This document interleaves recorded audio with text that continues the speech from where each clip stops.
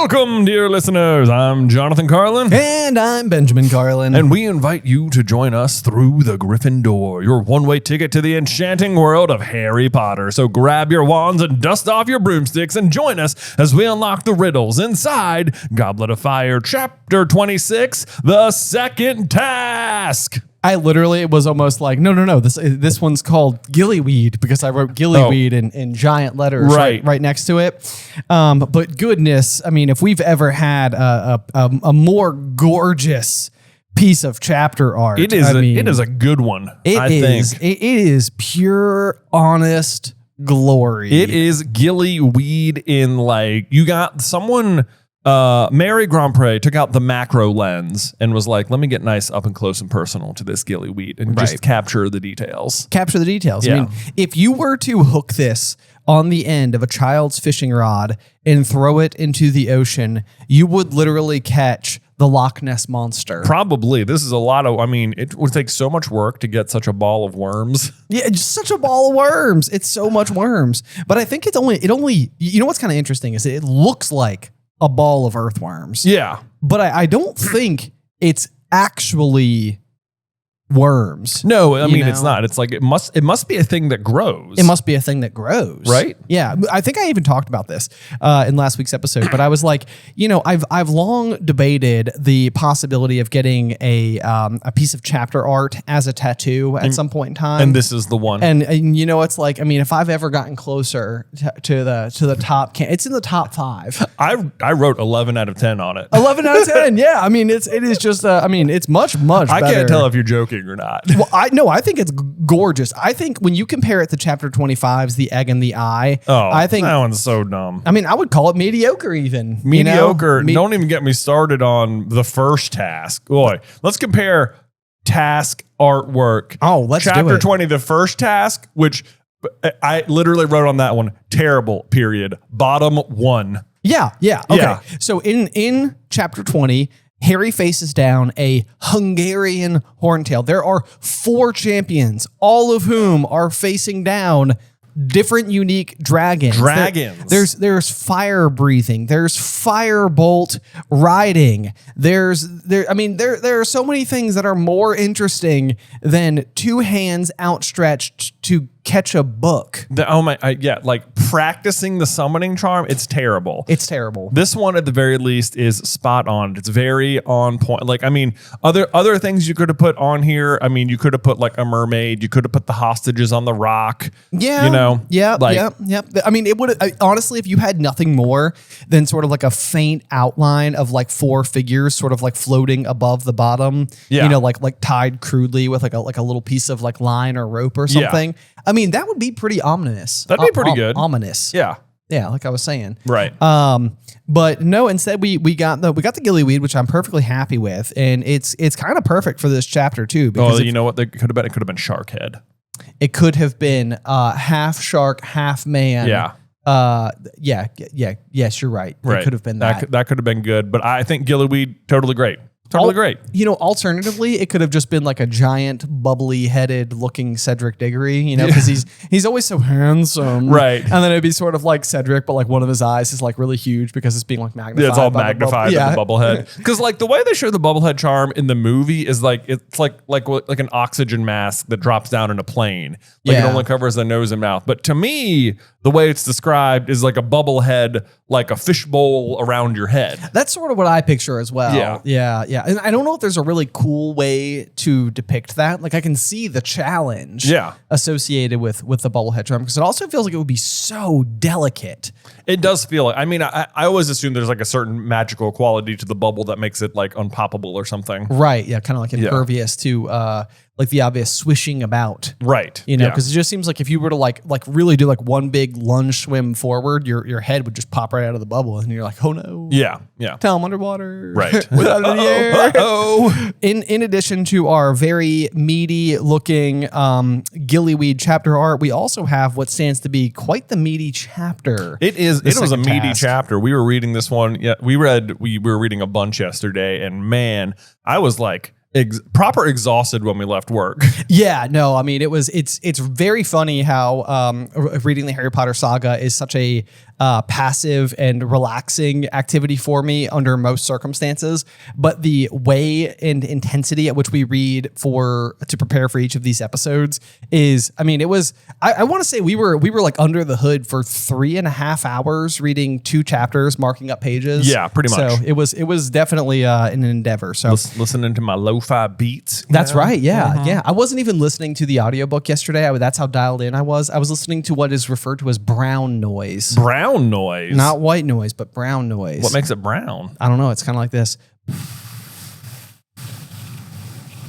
That's interesting. I think while I was reading this one, I wasn't listening to anything. I just had my headphones on to block stuff. Yeah, that's exactly. And then in the second chapter, I turned on the lo-fi. There you go. But I know you normally are like listening to the chapter. Normally so, but yesterday was different. So, okay. Yeah. So I won't have any updates on words that possibly they've changed from the original printing to now. Yeah. I think it's okay though. It is. Yeah. All right. Well, anyway, let's go ahead and dive on into the chapter with our first sentence. Let's do it. Which reads, "You said you'd already worked out that egg clue," said Hermione indignantly, "and then the dragons arrived." Doesn't work. This one is maybe the first one that hasn't worked as well. Not as well. I suppose it could be like in a more metaphorical sense than the dragons arrived, because it's like now he's going to be up against like dragon like odds in finding a way to exist underwater. Yeah. You know, right? Like, those are the odds. That's which really, I'm just going to warn you guys right now, because I'm going to complain about it a lot, is their inability to find an answer to this problem. Yeah, no, I completely agree with you. This is like the number one thing where it's like the very best explanation as to why the entire library is void of books on this is because there is one book on this, and Moody checked it out to give to Neville, who still currently has it. But and even that, I'm just saying that's the best explanation. That's the best explanation. I'm not saying it's a good one. I'm just saying we know at Hogwarts there exists one book that features information on gillyweed. And apparently it is a prominent enough piece of information inside of that book that, well, I guess Neville theoretically could have just like popped it off the noggin. Probably, but like not only is he not going to find anything about gillyweed, he's also not going to find the bubblehead charm. He's also not, yeah. Right. So that Which one seems is because like the most common solution to this problem. At least 2 out of 4, 50%. At least 2 out of 4. Yeah, that's right. Anyway, Oh God, I'm already complaining. We'll get to it when we get to it, but I'm already mad about it. I can tell you're going to get fired up today. I can see it in your ears. It's the great revisitation of the stirrups on broomsticks. Yeah. I cue everyone being like, "What do you mean? It's perfectly plausible they couldn't find it." That's right. Yeah. It's like I liked that they couldn't find it. Yeah, right. That's my favorite part of the series. Is how the library fails them. I know, right? Come on. Oh man. No, yeah. All right. So anyway, Harry is telling Hermione for once, "Keep your voice down. I just need to sort of fine tune it. All right." But I guess they're in charms class today, where they are, instead of practicing the summoning charm, they are practicing the banishing charm, to which it seems like the students are having an absolute blast doing, just sending objects flying around. This, much like the summoning charm, seems like something you learn on like year 1. It does, yes. Like a. I mean, at the very least, if it was a video game, making something fly away from you would be very early. I mean, this is like the flipendo charm. You know, it's just sort of like blah. Yeah, I mean, you're absolutely right. If you're playing Hogwarts Legacy, this is indeed one of the first things. It's just like, yep, summon things to me, slam it on the ground, send things away from me. Yes. Light it on fire. Ooh. Yeah. Can you light things on fire? You can incendio your enemies big time, yeah. Oh, excellent. It's really great. You summon them up to you, light them on fire. It's great. Are the enemies people? Yeah, sometimes. Whoa! Yeah, you're a pretty savage little teenage 5th-year student roaming the grounds. It sounds like it. Then you've got like your ancient magic, which is just like, it's like push this button and ancient magic will happen. And ancient magic is usually just like pick up a rock somewhere and destroy someone with it. Wow. Yeah. Okay. Anyway. Well, anyway, so maybe it is surprising that it took them until 4th year. Maybe. Or maybe it's a good thing that they're not learning ever. Do we need people to do this? Weaponize everything? Right. I love the description of it's like there was a stack of cushions to practice. The theory being that these wouldn't hurt anybody if they went off target. It was a good theory, but it wasn't working very well, which is surprising because Professor Flitwick must have taught this class a bazillion times at this point. It's like he must have a a good system in place. That's exactly it. Yeah, it's like you know, like the well-trained teachers, when they've already thought of all of the shenanigans that the students are going to get into. It's like you're not showing the teacher anything they haven't seen year in, year out, class in, class out. Like they've been through it. They know how to ward off all these problems. Right. Flitwick has been there for a mortal age. Right. Yeah. This sounds like the way he set it up sounds like how like fifth graders say that, no, it's okay if we do WWE wrestling moves on each other because we put some couch cushions scattered on the floor. You talking about us when we were kids? Yeah, a little bit. Yeah. Yeah. You know, Yeah, we did that. Yeah. Right. Yeah. Is it now the power bombs and the pile drivers and they don't hurt anymore. They're not dangerous anymore. We're invincible to the ground. We're invincible to the ground. We put cushions there. Yeah, we're good. We're fine. One of the things I do think is particularly fun trivia is that it says that Neville's aim was so poor that he kept accidentally sending heavier things flying across the room. Professor Flitwick, for instance. This is one where it's like if you're far from this page and you're asked the trivia question, like what does Neville send across the room instead of the cushions they're supposed to be practicing on, you might think like a desk, a chair, maybe like a critter of some kind, an owl, a cat, a rat, a toad, Trevor, but the teacher, who's got that high on their list? I know. Professor Flitwick seems like he like handles it pretty well. I can't imagine if this was McGonagall teaching the class and he sent her flying across the room that she'd be quite as okay with it. Right. And because it seems like, for all intents and purposes, it seems like he's just sort of like flying back and forth across the room, which once again, people over at HBO, I feel like this is just like a great thing to just sort of have happening in the background of this scene just for funsies, because it says, just forget the egg for a minute, all right? Harry hissed as Professor Flitwick went whizzing resignedly past them, landing on top of a large cabinet. It's like, at this point in time, he's not even resignedly, rather. It's like he's not even like reacting to the fact that he's being thrown around the room. He's just sort of like, and here we go again. And here we go again, right? This would be a great transition because like the night before would been when he was stuck in the stairs. So it could be like Harry, thinking about what just happened and it fades to black and then it's like, whoa, Yes, exactly. Yeah. Yes. Yep. I love it. That'd be pretty fun. What was I going to say? I like that in this class at one point, Harry like successfully banishes one of the cushions as well. Like he's actually successful at the task at hand. He succeeds at it. Yeah. Does it? Wait, did that happen in this chapter? I don't know. I feel like I was, as I was reading yesterday, I was like, I remember I like that Harry gets one in the box. Like because he practiced the summoning charm so much, like maybe he's got it, but then maybe I don't actually remember reading it yesterday. Now I'm just like, I was am I Mandela affecting this? You may be, because I was like, does he do that? Like, I feel like there's a point where like Ron sort of sends one like in like a weird bouncy pattern in the opposite direction. But I guess we'll see as we move on here. Yeah. But also I'm trying to imagine how Neville is managing to hit Flitwick and stuff. Like his aim is so bad. Like to me, whatever you're banishing must be like right in front of you, Like I'm pointing at, like you're pointing at like the book right here. How is your aim so bad that like you're hitting someone standing over there? I know. Yeah. I mean, it again goes into like the very like flimsy details that we have about like we've talked before about like soft magic systems versus like hard magic systems, and whether or not like performing magic is actually taking like for lack of a better term, like to use like a video game like analogy, like a mana from you. Right. Like it's like actually like sapping you of like some magical ability that you need to then like recharge. And then the other thing would sort of be like the general like calibration of like what spell casting is like. Like it's almost this reminds me of like playing like a football game where you're doing like the opening kickoff and there's like a bar that's moving back and forth, and like one of them is like power, and then like it'll like fire up again, and the second one's like accuracy. Right. And it's sort of like you have to hit A twice, once for power, once for accuracy. Right. Like you can point it straight, but whenever you cast a spell, it's sort of like yeah. Exactly. It might just shoot off to the left for no reason. Right. And then it's like it's an application of like how good is your like theoretical knowledge? How good is your book learning? Like Hermione's, for example, is like a very like small window. Like it could go slightly to the right or slightly to the left, but like she knows the foundational information so well that it's never going to go anywhere other than mostly where she wants it to. Right. Whereas like Neville could be like this big swath moving back and forth because there's like a bit less experience there. Right. Yeah. Yeah. That does that feels like I do feel like that kind of makes sense. Like how his just like he's trying to point it at the thing and the spell is just veering way off. Exactly. Because otherwise it's like, why doesn't it just go exactly where you point it? That seems like how it would work. But the other thing we do have to keep in mind is that Neville does have his father's wand, which is that like I think it's like the ash and unicorn hair combination that Ron had. Oh, is it? Once upon a time, I believe it is, and he's gonna break it. I mean, to be fair, he is gonna get better with this wand during Order of the Phoenix before it gets broken at the Department of Mysteries. Yeah, and then he gets the cherry wand. Then he gets the cherry wand. That sort of turns the samurai wand. That's right. Yeah. That's like a whole. There's like a whole thing about how like cherry wood is very prominent in like Japanese culture, and sort of how it translates to Neville wielding a sword and slicing Nagini's head off.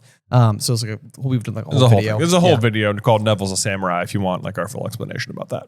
Exactly. But I would say that like, as Neville really starts to hit his stride, it's like, okay, now he's got like the wand that chose him. Exactly. Yeah. At long last. But Harry doesn't want to talk about the egg in charms. He wants to talk about what he encountered last night, which was Snape and Moody's conversation, or sort of like veiled conversation with lots of vague, like hidden meanings that only they understood. But now our characters have to try and decipher poorly, by the way. Exactly. Yeah. So Snape said Moody searched his office. Ron whispered, his eyes alight with interest as he banished a cushion with a sweep of his wand. It knocked Parvati's hat off, to which I read that and I was like, wait, are they wearing hats?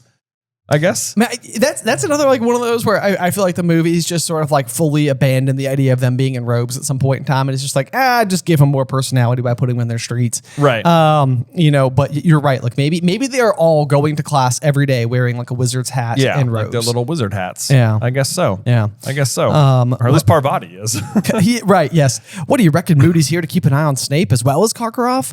Well, I don't know if that's what Dumbledore asked him to do, but he's definitely doing it. Yeah. This is like it's walking this like weird line in my personal opinion where it's like Dumbledore knows everything that's going on inside of the castle. I feel like in year one we have established that amazingly well. Like, what they're doing, what they're up to, what their strengths are, like the fact that they're out in the middle of the night. He's there when Harry is visiting the Mayor of Erised. He's like, back again, Harry. You know, it's like there's all those things going on. And then I feel like Moody is teaching like unforgivable curses and he's like searching teachers' classrooms and he's out in the middle of the night and you're like, Dumbledore, should you be catching this stuff? Like, it feels like it. It does, right? Or is Snape really at no point in time going to Dumbledore and being like, Moody was in my office again last night, but like, headmaster. And it's like, I told him to do that. Right. I know. It's like, did he give him some sort of like permission to check the castle or check wherever he wants in the name of trying to figure out what's happened to Harry, or something. I mean, we know that Dumbledore, sort of has like a greater good, philosophy, maybe somewhere deep inside of his core. So it's possible that he's basically like, well, I knew what I was signing up for when I hired Moody, and I know he's going to do what he's going to do, and I just sort of have to trust that he's doing it in the the name of what is better for everybody. And it's sort of like I can even see Dumbledore being like, go ahead and search Snape's office. You're not going to find anything. That's also very true. That's a good point. Yeah. It's like he's like, Snape, you can be annoyed all you want, but you have nothing to hide. Right. So like what's the problem? Exactly. Right. Yeah. So then as we scoot forward, Moody said Dumbledore only lets Snape stay here because he's giving him a second chance or something. And then they start to like wonder, like, what did he do with his first chance? Right. They do start wondering that. And boy, it's a big one. It's a big one because what he did with his first chance was, join Voldemort and then overhear the prophecy and then tell Voldemort. And then Voldemort was like, I'm going to kill Harry and Lily and James. And Snape was like, oh my God, wait, no, don't kill Lily. And he's like, I'm probably going to anyway. And he was like, wait, Dumbledore, you got to hide him. And then he found them anyway because Sirius told Peter the wrong person. And then he told Voldemort, and Voldemort killed Lily and James and marked Harry as the chosen one. So what he did with his first chance was like set the whole plot in motion. That was pretty much it. Yeah, I mean, it is hilarious because I wrote like a very similar thing because I think Ron is supposing that Moody thinks that Snape put Harry's name into the Goblet of Fire, and Hermione's like, oh, Ron, we thought Snape was trying to kill Harry before, and it turned out he was trying to save his life. Remember? And I was like, yeah, that's basically the whole plot of the series in a nutshell. Like, yeah, right. That's it. Like, we always suspect Snape. It's almost always not Snape. Until the one time when it is, and you're like, oh man, it finally was. And then it turns out even then it wasn't. Even then it wasn't. Even then it was a prearranged plan. Hashtag Snape killed Dumbledore. Yeah. So yeah, and then they recap and say it was true. Snape had saved his life once, but the odd thing was Snape definitely loathed him, just as he loathed Harry's father when they'd been at school together. And like, this is the mystery that drives so much of the story forward, is like, Snape is trustworthy and he does save Harry, but he also seems to hate him for some reason. Right. Like, and it's so interesting how like unlikely it was to ever feel like we are so convinced that like if you look at this dilemma, this is what I'm trying to say. If we back up a couple of steps here, it's like, if you look at the dilemma and you're like, okay, Snape hates Harry, but seems to want to take care of him. Like, what are the only plausible ways that this could be true? Like, right. It doesn't feel impossible to eventually come to the conclusion that maybe like Snape and Lily had known each other. And yet it for me, at least as like an early reader, like my first pass, it never occurred to me. Well, I mean, it not only never occurred to you, I think a lot of it comes down to the fact that Sirius and Lupin were extremely thick in this regard. Like in Prisoner of Azkaban, Lupin says something like, oh, Snape was always jealous of James. I think he, envied his ability on the Quidditch pitch or something. Right. And then in the next chapter, Padfoot Returns, Sirius is going to come back and say something about Snape, where he's clearly had no idea Snape liked Lily. Right. Yeah. Yes. And it's like, guys, really, it's like Snape used to, like, you were there in real time. Yeah. James was your best friend. Lily was in your year, in your house. You surely, James had taken notice of her, Right. like in a huge way. You surely understood that Snape and Lily used to be quite close. And then all of a sudden, James and Lily became quite close, and Snape really hated James. Right. It's like, anybody can follow this high school logic. I know, but like Lupin and Sirius it's just going straight over their heads. Yes. They are not, or I believe it absolutely went over Sirius's head. It's possible Lupin is just being coy and doesn't want to like reveal to Harry the whole situation. I guess that's possible. But you'd think, because even then he's like, he'll say like Dumbledore always had an ironclad reason for trusting Snape. And it's like, well, you probably could have figured it out. Yeah, right. Yeah. Yep. But anyway, they move on, and the Hermione is more on the defending of Dumbledore rather than Moody's suspicions, saying, I don't care what Moody says. Dumbledore's not stupid. He was right to trust Hagrid and Professor Lupin, even though loads of people wouldn't have given them a job. So why shouldn't he be right about Snape, even if Snape's a bit evil? Said Ron promptly. Yes, but it's so funny that she says that he was right to trust Hagrid and Professor Lupin. It's like, because Hermione was just recently complaining about Hagrid's like classes. Oh, that's true. That's true. Yeah. It's like, and I suppose maybe that's like one where she's like, he's trustworthy enough. Maybe not the best teacher, but like, at least he's not dangerous. Right. The Squirts maybe, but Hagrid is not dangerous. That's a very good point. But then of course you also have to keep in mind, like, where Ron and Harry are coming from, or especially Ron in this particular situation, because he's like, come on, Hermione, why are all these dark wizard catchers searching his office then? It's like, from like, of course we the well-seasoned readers now know that this is the same person, and it's the same person, and neither of the people that it's the same person being Barty Crouch Jr., but the two dark wizards in question, or dark wizard catchers in question, are Barty Crouch Sr. and Mad Eye Moody. Exactly. Yeah. And so it's like, from Ron's perspective, he's like, dude, look at the evidence. Like, you must agree this doesn't look good. Like, two of the highest ranked officials, as per catching dark wizards, are searching Snape, who we know to be kind of an edgy dude. Like, they're searching his office. It's like, right. That is like, to be fair to Ron, he's using the evidence on the table and reading it in a way that makes sense. Exactly. Yeah. Exactly. Which is, all the more confusing to the reader, because Ron does have some good points. Exactly. Although it's surprising, I think in the next chapter, Sirius is going to actually tell them more of the history of Barty Crouch Sr., and he's going to tell them that he was like a dark wizard catcher. So I don't actually think they know that information yet. This might be a bit of like an anachronism. I think you're right. I think it is a little bit like out of sync there. Yeah, because they just think that he's head of like foreign affairs. Right. Based on what he's been doing so far in the series per his role at the ministry. Exactly. Yeah, you're exactly right. Oh my God, that's a good catch, Jay. No, thank you. I didn't realize it until we just did this exact, because we did this yesterday, and even as we're just reading it right now, I was like, wait a minute. Right. It's like that hasn't happened yet. That hasn't happened yet. Now I'm trying to find the line here. Let's see here. Oh, I know Crouch, all right, he said quietly. He was the one who gave the order for me to be sent to Azkaban without a trial. What? Said Hermione and Ron and Hermione together. You're kidding, said Harry. No, I'm not, said Sirius, taking another great bite of chicken. Crouch used to be head of the Department of Magical Law Enforcement. Didn't you know? Harry, Ron, and Hermione shook their heads. He was tipped for the next Minister of Magic, said Sirius. He's a great wizard, Barty Crouch, powerfully magical and power hungry. Oh, never a Voldemort supporter, he said, reading the look on Harry's face. No, Barty Crouch was always very outspoken against the dark side. But then a lot of people who were against the dark side, well, you wouldn't understand. You're too young. Yeah.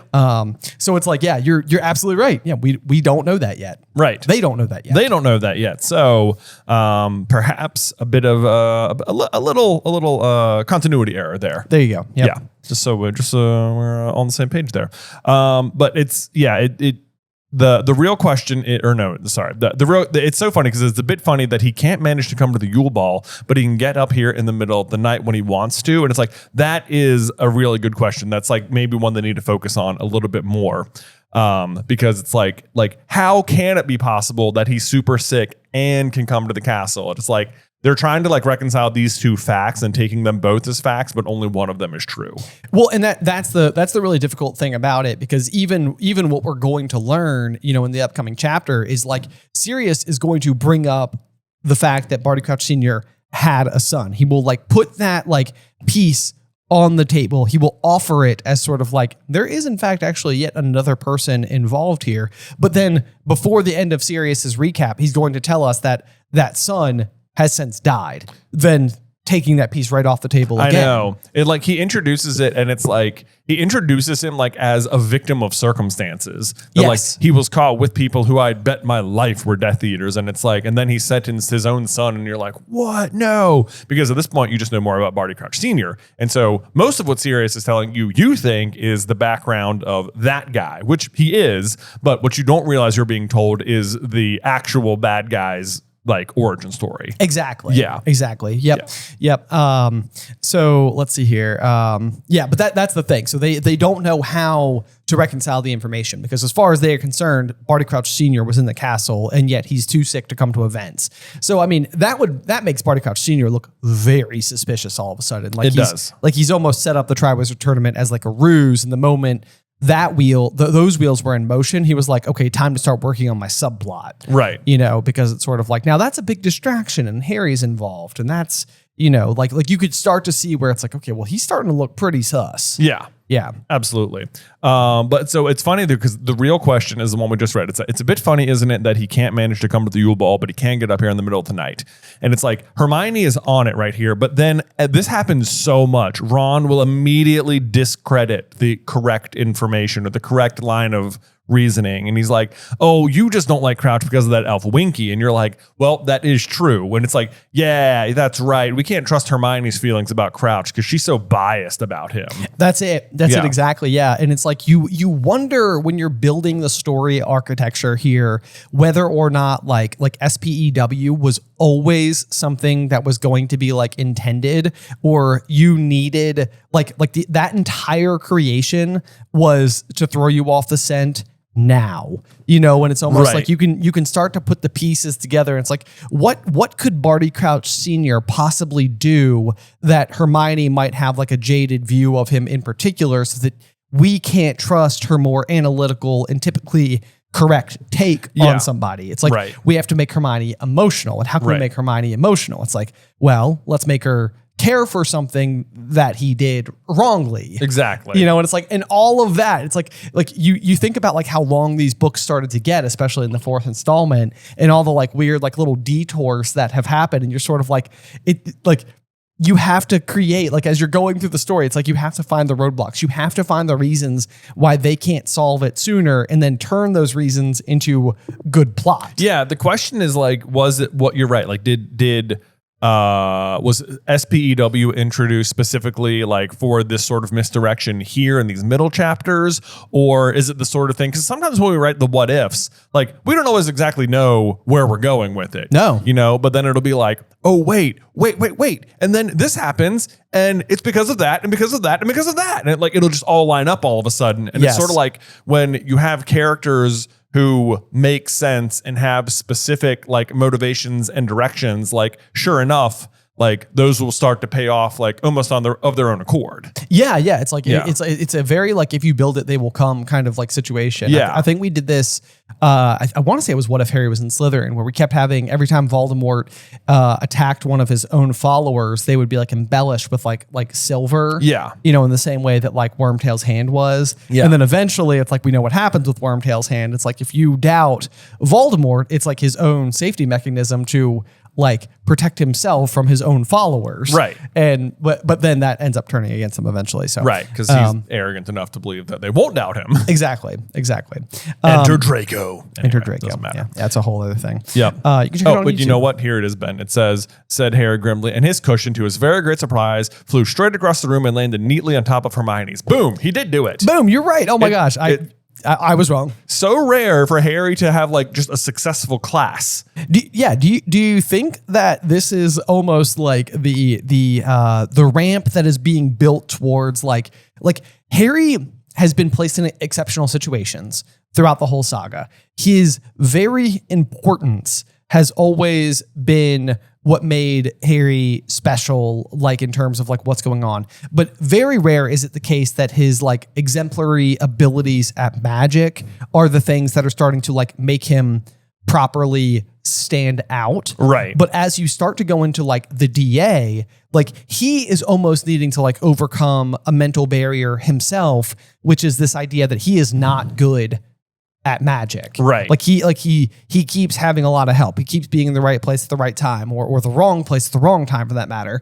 But like, you know, then everybody starts like listing off his accolades and it's kind of like, wait a second, like did Harry quietly become really good at magic somewhere along the way? Because I think that's like the great thing about having Hermione in the story is that we don't have this like main character energy out of Harry that it's like on top of everything else, he's also just the best at everything. Yeah. You know? Well, I mean, it's like Hermione basically says this herself in book 1 when they get to the end of the obstacle course before Harry confronts Quirrell, and she's like, you know, oh, me, books and whatever. Cleverness and books. And books are more important things. And it's like, this is the kind of more important things that is being referenced. It's like Harry's good against defense against the dark arts, but he doesn't believe he's good at it because like the very linear thinking would be like, you have to be like really good at magic. Like being good at magic means being good at defense against the dark arts. And he's like, well, Hermione's way better at magic. But it's like, yeah,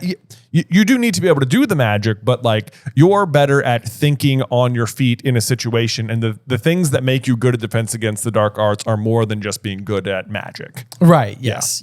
Yeah.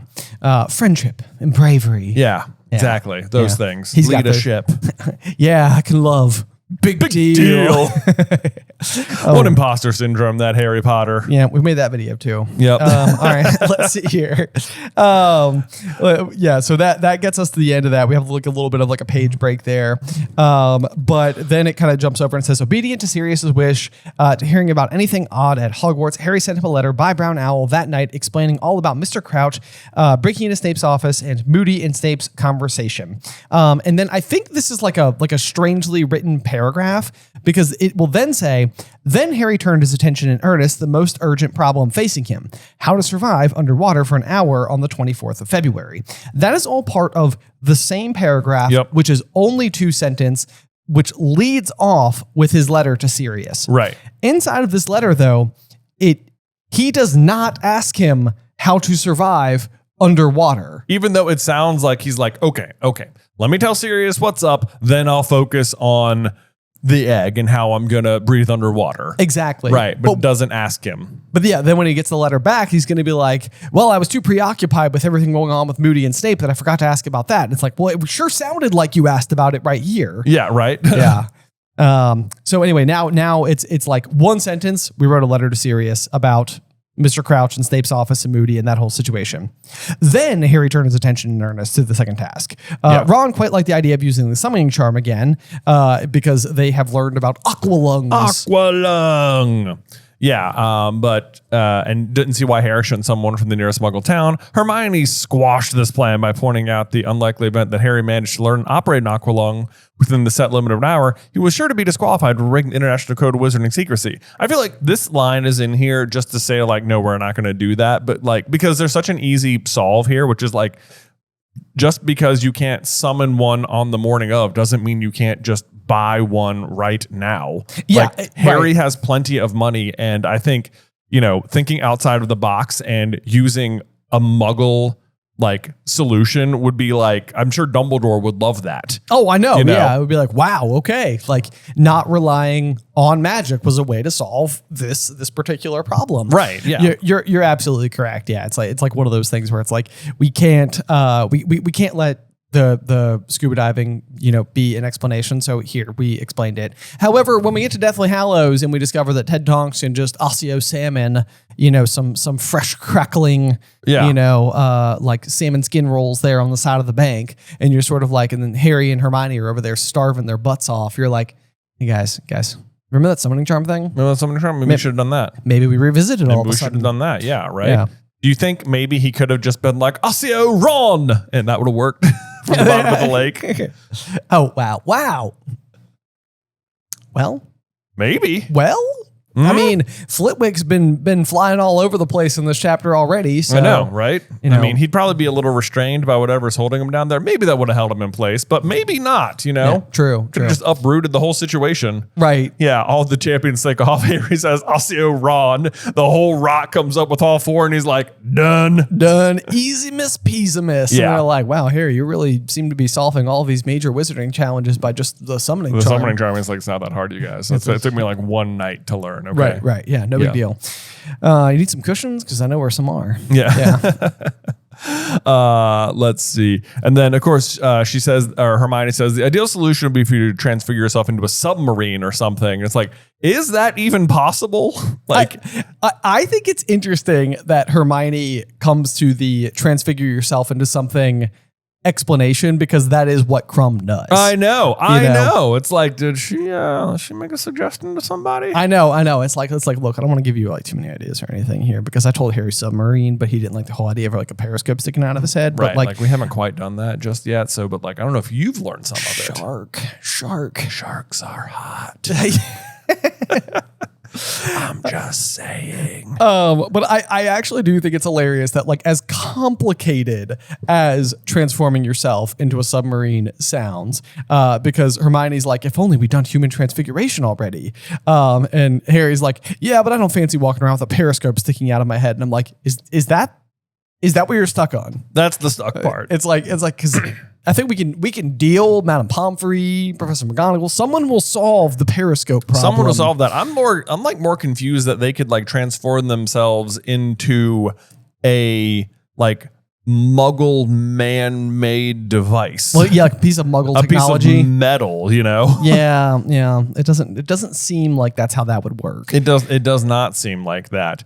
And then he kind of jokes, "Is I suppose I could attack someone in front of Moody. Maybe he'd do it for me." She's, "I don't think he'd let you choose what you wanted to be turned into, though." Like she's like, as if that was a serious like solution. Yes, exactly. Yeah. So Harry's, just imagine that Harry's standing on the bank, of the lake. The cannon goes off. He points his wand at Cedric, and it's just sort of like blah blah blah blah blah. And then Moody out of nowhere is like, "Oh no, you don't, Potter." Yeah. Dolphino. Yeah. Turns him into a dolphin. The thing is, he probably would have done something like that and been like, "Oh, whoops." It's like turn Potter into a trout. My bad. My bad. He'll never be able to chew through the rope down there. I'm sure it won't come back. Sure, up. That won't matter. Okay. Yep. Anyway. By the way, Potter, here's some fangs for that trout. Yeah. Yeah. Ha, that was so clever of me. Wow. Really got myself out of a jam on that one. Good thing I turned that mouthful kid into a ferret and established my credibility for this. I'm a big student transfigurer. Yeah. Yeah. Nice one, Moody. Let's see here. This is okay.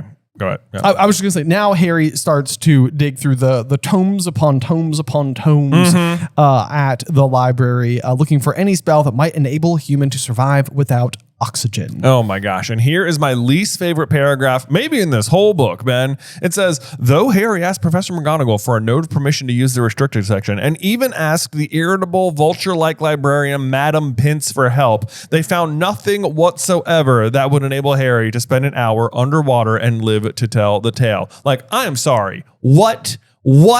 Like Professor McGonagall couldn't give you a hint in this regard. You asked her for a note for the restricted section, which she gave you. Yeah. And you couldn't be like, I'm looking for this. And this is the thing, is that Madame Pince can't give him an answer. Like, it's not like before with the dragons, like they were afraid to ask her because they're like, oh, it's going to give Hagrid away or whatever. But it sounds like they just straight up ask her, like, we're looking for books that might help me like breathe underwater or survive without oxygen. And she's like, never even heard of it, you know? No. It's like, this is her whole job. It is so stupid that she cannot help them find this because they've already established that muggles have solved this problem. Okay. This is at this point, Harry and Hermione and Ron are running up against like, wow, muggles have figured out how to do a thing without magic that we can't do with magic. Right. And they're like, I reckon it can't be done. It can't be done. Right. It's like, this is not a hard This is not a hard ask, you know? Like muggles have figured it out. Breathing underwater, finding out what's underwater is it's like climbing Mount Everest, you know?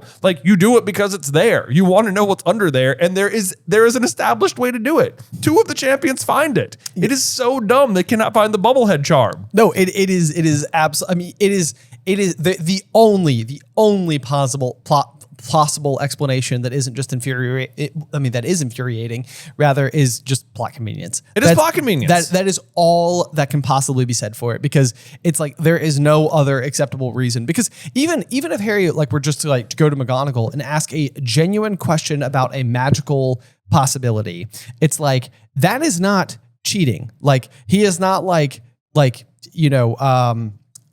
I need you to help me solve my egg, and she's helping him crack the code. He is just merely going and inquiring with a well-educated witch on what exists out there. It's she doesn't know the particular application he might be putting it to. Exactly. It doesn't feel like cheating to ask, how do I breathe underwater? Like what spells can do that for me? Right. You know? Like asking for help, figuring out the egg, that feels like cheating. Once you know what you're doing, who knows what you're asking about? Exactly. You know, yes. like that. It's not like even with the dragons where it's like, you're not supposed to know what's there. So preparing is really difficult.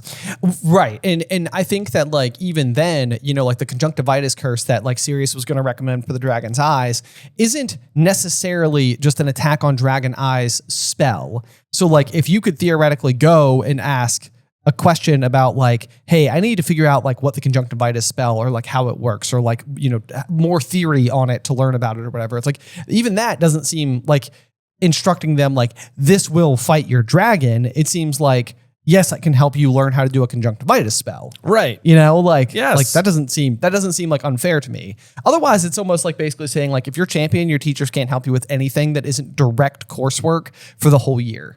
Oh, I know. You're right.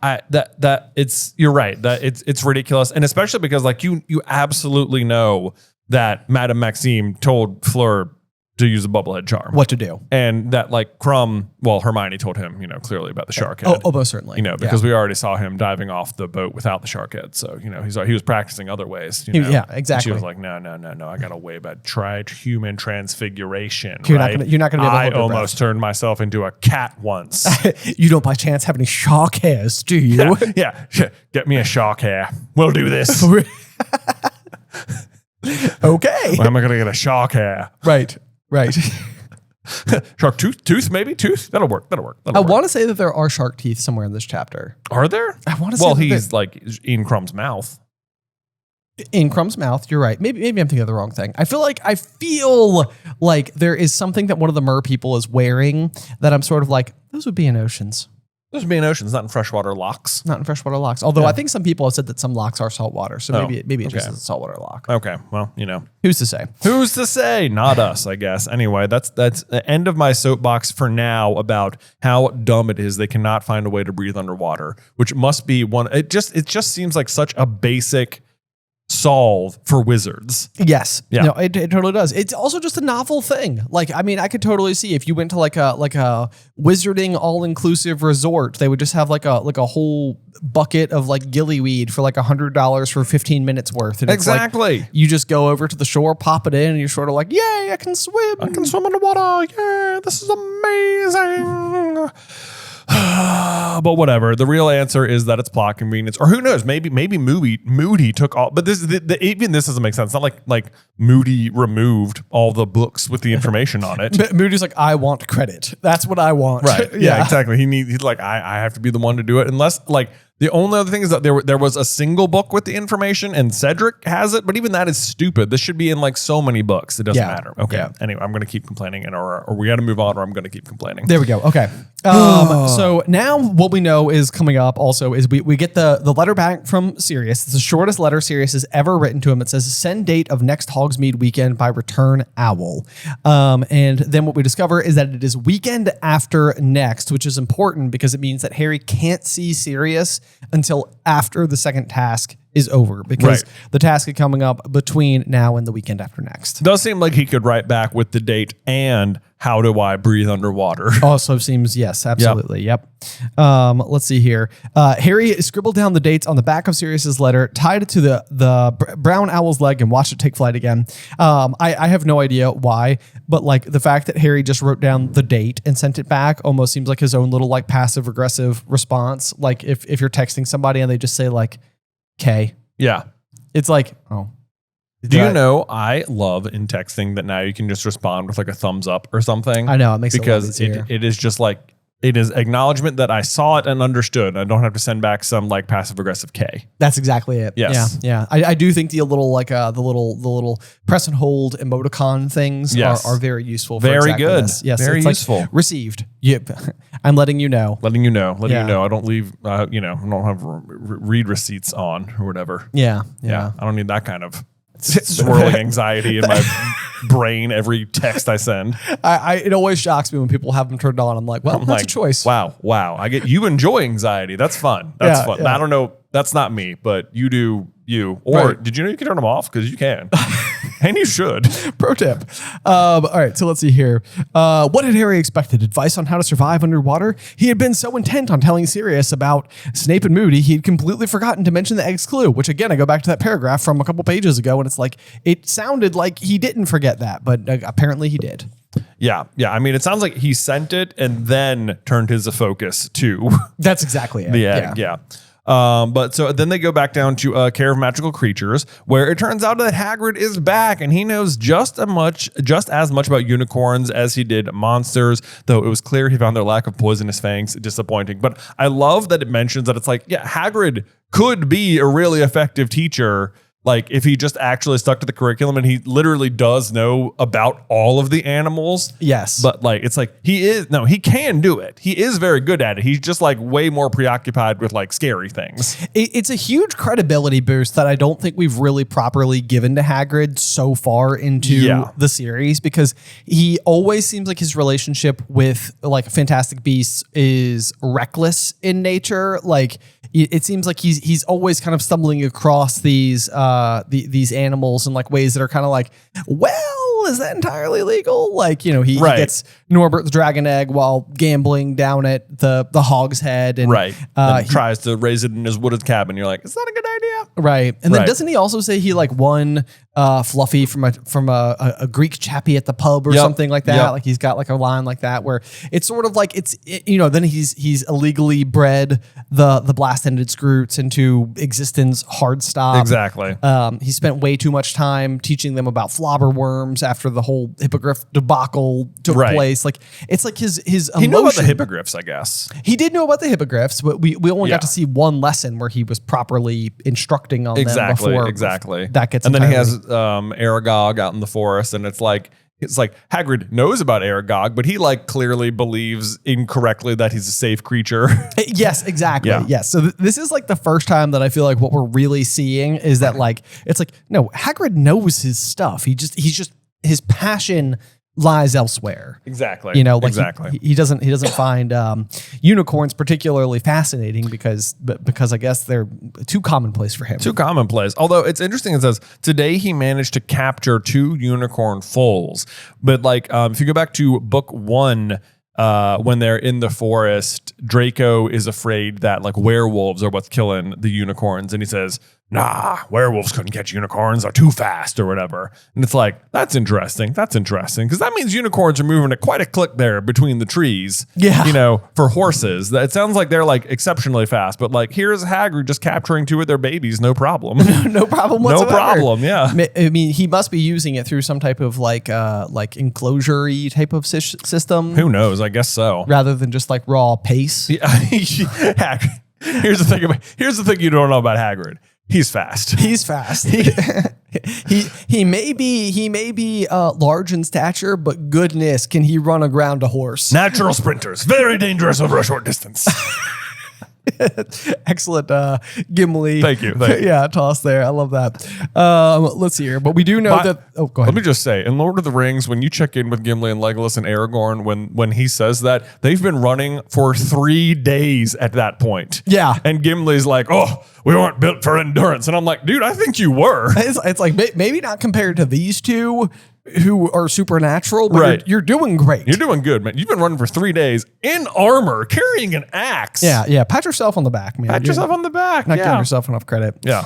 Anyway, that's enough for that's Lord of the Rings. Yeah, our detour for today. Yep. We do learn that obviously because they are pure gold, as foals, the younger unicorns are easier to spot, and they are also more open to the male touch. Yeah. The male touch. Yeah. Well phrased. The boys. the boys. Yeah. So everybody is allowed to go and interact with them. And even that maybe is like a little bit like where it seems like Grubbly Plank had the adult, you know, it's sort of like you're excluding half of the class from being able to participate. So even in this regard, Hagrid's sort of like, well, now everybody can be involved. No, everyone's going to be involved. And this is like a rare moment where it says even Pansy Parkinson had to work to conceal how much she liked them. And it's like, wow. Hagrid is like home running this lesson. He really is. Like even Pansy Parkinson's impressed? No way. I mean, that's pretty high praise. She's hard to impress. There's no doubt about that. And then this also just fun fact, if you do Hagrid's like motorbike ride at Universal, at the very end, there is like a unicorn and their foal, and they are indeed the appropriate colors. Yes, they are indeed. So good attention to detail. They're universal. Yeah, absolutely. Yeah. Let's see here. But then we have another one of these conversations with Hagrid, which like in its own way, I think like dissuades Harry from asking Hagrid for any potential advice as well. Because Hagrid is reaching out to him. He's saying like, are you okay? And Harry's like, yeah. And he's like, just nervous. And he's like, a bit. And he's like, Harry, like I'd have been worried before I saw you take on the Horntail, but now I know you can do anything you set your mind to. Yeah. I made him a little southern, didn't I? You did. I do it every time. I'm sorry. It wasn't on purpose. I wasn't going for a laugh there, but I'm not worried at all. Now you're doing. Now you're gonna be fine. Got your clue worked out, haven't you? Harry nodded. It's like why he can't just confess that he doesn't know how to survive under the water? Because like I bet Hagrid does know some way to do this, you know? Right. Like even this particular like page is leading you to believe that Hagrid knows more than we're giving him credit for. Exactly. And he looks up. It says he looked up at Hagrid. Perhaps he had to go into the lake sometimes to deal with the creatures in it. He looked after everything else on the grounds after all. And it's like, yes, Harry, follow that logic. Yes, it cannot hurt to ask. Ask him the question on the tip of your tongue. He literally helped you cheat on the last task. Right, yes. You're going to win, Hagrid growled. I know it. I can feel it. You're going to win, Harry. Which also true. Even though I like this chapter, it's like Harry's going to start beating himself up so much for like, why didn't I solve the egg sooner? Why didn't I start searching sooner? I'm like, I feel like you did a good job here. You know, you had like a whole month and you searched really hard the entire time, and through no fault of your own, like just like we're unable to find it. Yes. You know, like it's not like I don't think more time would have done it. That's the thing. Yeah. If Harry is my child and I'm hearing the course of what happened, it's like, okay, so you figured it out with like 4 to 5 weeks left. And then what'd you do from there? It's like, well, I spent like tons and tons and tons of hours in the books and I had my best friends helping me. And we read everything we possibly could. And we just couldn't find anything. We asked the librarian, we got access to the restricted section, you know. I'm like, wow, it seems like you really like did all the things you were supposed to do. I Like, know. Where else would the answer be? Like how much more are they like wanting them to do? You know? Yeah. Right. You know. Whatever. Especially when the Yule Ball was like an active thing that they also had to partake in as part of the tournament. A distraction. A distraction is what it was. That's what it feels like. Yeah. Yeah. But yeah, so then it does close out this particular exchange with Harry couldn't bring himself to wipe the happy, confident smile off Hagrid's face. And it's just like, once again, it's just like he just can't Can't do it. Can't ask. Too much pride, Harry. Too much pride, I guess. I don't know. So then we zip forward to the evening before the second task. Yes. Harry feels as though he's trapped in a nightmare, fully aware that even if by some miracle he managed to find a suitable spell, he'd have a real job mastering it overnight. Although that is what happened in the last task. It is. Although the last task, he felt like he was mastering a rather like rudimentary spell. And this one feels like by its very nature is going to be complicated. Yeah. And also, where are you going to practice? Exactly. Also that. Yeah. Just go down and hope it works. Right. But then this is where he starts saying, why hadn't he got to work on the eggs clue sooner? And it's like, I feel like he solved it with more than enough time to figure out the rest of it. And then he says, why did he let his mind wander in class? What if a teacher had mentioned it, how to breathe underwater? And it's like, well, I don't think you have to worry about that, because if they had, then Hermione would just know. That's true. Right? That's true. Yeah, you can rest assured that she remembered everything they said. Even that Hermione doesn't just know this. Yeah. You know? Yeah. It's just plumb shocking. It's plumb shocking. The plum. Why he had ever let his mind wander in class. This does happen to me though, like every time I have the flu or something. And I'm like, why every single time I was healthy was I not taking my health as like savoring it? Yes. You know, and then when you're sick, you're like, next time I'm healthy, I am not taking it for granted. I will not. I will be so good. I'm going to drink so much water and only eat healthy things and exercise all of the time and take my vitamins and get sunlight and touch grass and whatever. All of these things. Yeah. I will do them tonight, probably. Yeah. Let's see. So then he keeps going through. Every time he reads a book, he's looking for the words water. Take 2 pints of water, half a pound of shredded mandrake leaves, and a newt. What do you think that was? Yeah. I wrote that same thing because it says more often than not it was this. And I was like, more often than not? It's this? You have found 2 separate recipes for take 2 pints of, at least 2 separate recipes for take 2 pints of water, half a pound of shredded mandrake leaves, and a newt.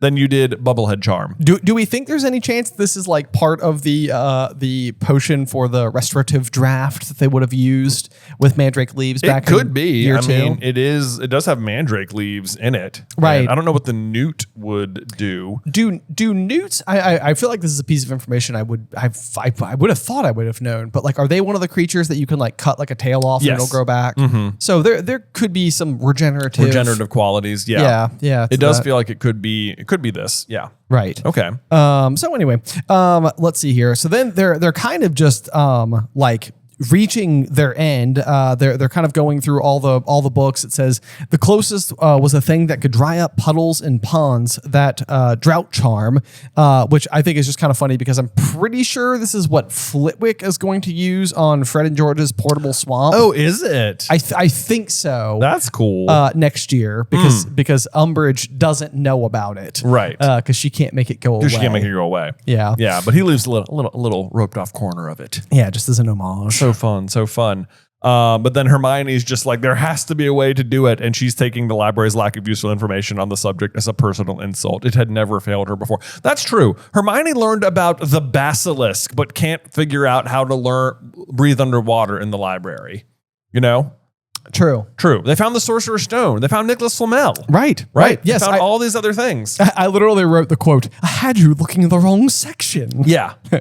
How could it have been so stupid? Also, I love this book they're looking in here. Saucy Tricks for Tricky Swords. Oh, saucy, eh? Right. Where was this when the Yule Ball was going on?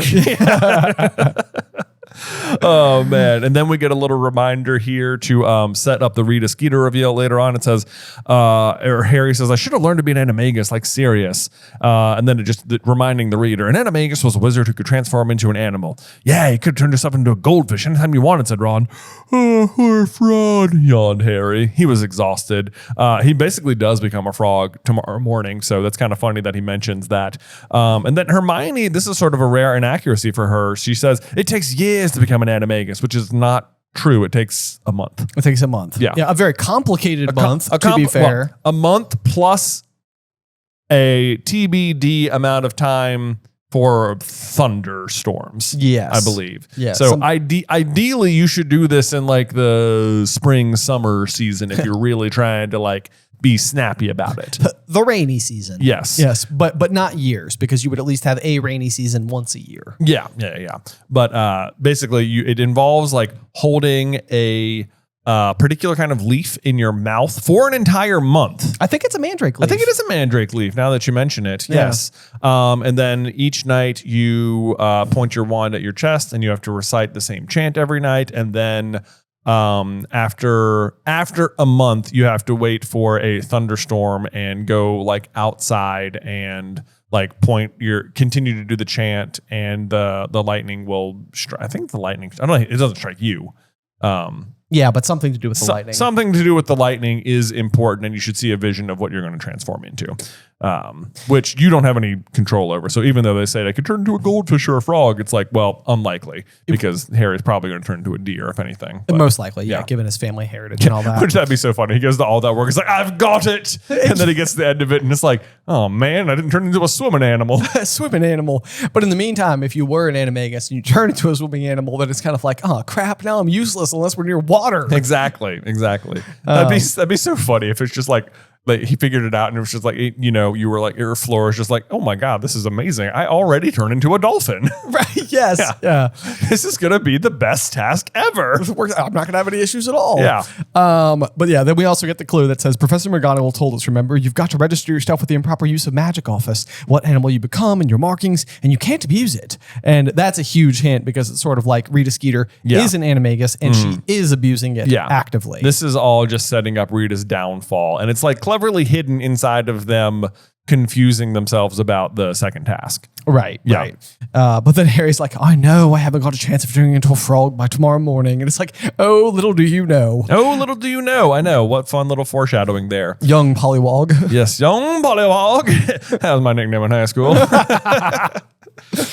Oh man. So let's see. The other spells they managed to find, like on weird wizarding dilemmas. What on earth? Who on earth wants to make their nose hairs grow into ringlets? And it's like, for real though. For real. Why are these spells that are books you're able to find in books, but not like the underwater stuff? It almost makes me wonder whether or not, it's like almost as if you are going into like a video game and like digging deep into the depths of like, the ground, looking for like a teachable move, a la Pokemon, a TM. Yeah. And it's sort of like you discover one and it's sort of like, oh, TM 197. I wonder what this does. And it's like, turns nose hairs into ringlets. Dang it. Oh, it's like, I can't believe I found one and it was so useless. No good at all. I'll put it in my book anyway. There we go. But I do think it's funny because it's like, who on earth would want to do this? And then Fred pops in out of nowhere. It's like, I wouldn't mind to be a talking point, wouldn't it? And it's like, that it would. Touche. Good point, Fred. Good point. Well done. He's like, we're working on an invention. They're called canary nose ringlets. Yeah. Each one, and you have an instant mustache. Through the Griffin Door is sponsored by Shopify. All right, so here's a weird fact about me, you guys, and maybe you already know this, but I don't look great in hats. I'm not sure why. I never have. Maybe my head shape or something. It's a real bummer, if I'm being honest. But the thing about doing like this, podcasting, YouTubing as a career is that you wear a butt ton of hats. Like in the beginning, no problem. I wanted to write scripts and record my thoughts. Editing, a pastime. But as any small business grows, then there's like human resources, finance, accounting, graphic design, restocking the snacks. I mean, sheesh. How many zebra cakes do we eat here? I mean, I keep telling people I want the oatmeal cream pies and no one will get them for me. just not, you know what? That's not my job anymore. That's one hat I had to give away. Enter Shopify. Shopify is the commerce platform behind millions of businesses around the world, and 10% of all e-commerce in the U.S., from household names like Mattel and Carlin Brothers Mercantile to brands that are just getting their start. Shopify can help you get the word out like you have a marketing team behind you. Easily create email and social media campaigns wherever your customers are scrolling or strolling. And best yet, Shopify is your commerce expert with world-class expertise in everything from managing inventory to international shipping to processing returns and beyond. So if you're ready to sell, you're ready for Shopify. Turn your big business idea into with Shopify on your side. Sign up for your $1 per month trial and start selling today at shopify.com/Griffin. That's shopify.com/Griffin. One last time, shopify.com/Griffin, Griffin. Made out of a real canary. Yeah. What are you doing here? Ron asked. Looking for you, said George. McGonagall wants you, Ron. Hand you, Hermione. Why? Said Hermione, looking surprised. Dunno. She was looking a bit grim, though, said Fred. We're supposed to take you down to her office. So here's my question, Jay. This is the night before. Yeah. When are they put in the lake? I mean, I guess that night, right? Yeah, like, do you think Harry is going to at some point in time fall asleep? And he is like sleeping draped over all of his books and everything. And Hermione and Ron are just in like an enchanted sleep underwater. I guess they could put them in the enchanted sleep in the castle and just go down like the next morning and put them in the lake. That's true. Yeah. That's true. Yeah. But Probably I was like, man, if they've been down there for like 14 hours or yeah, something, right? you know, it's like, that's ridiculous. That is ridiculous. Yeah. So anyway, Hermione's like, man, what is it about the school and being unconscious for huge swaths of time? I know. Yeah. Remember when I missed half of the second year? Right. Man, she caught up just fine. Yeah. No problem at all. Yeah. Yeah. It's wizard school. Sometimes that happens. Yeah. Right. She already pretty much knows everything anyway. You know. Right. Except how to breathe underwater. Exactly. Yeah. Let's see here. Ron and Hermione stared at Harry, who felt the stomach drop. Was Professor McGonagall about to tell off Ron and Hermione for basically helping him because he's not supposed to be receiving help? Really late into the last minute on that one. Exactly. Yeah.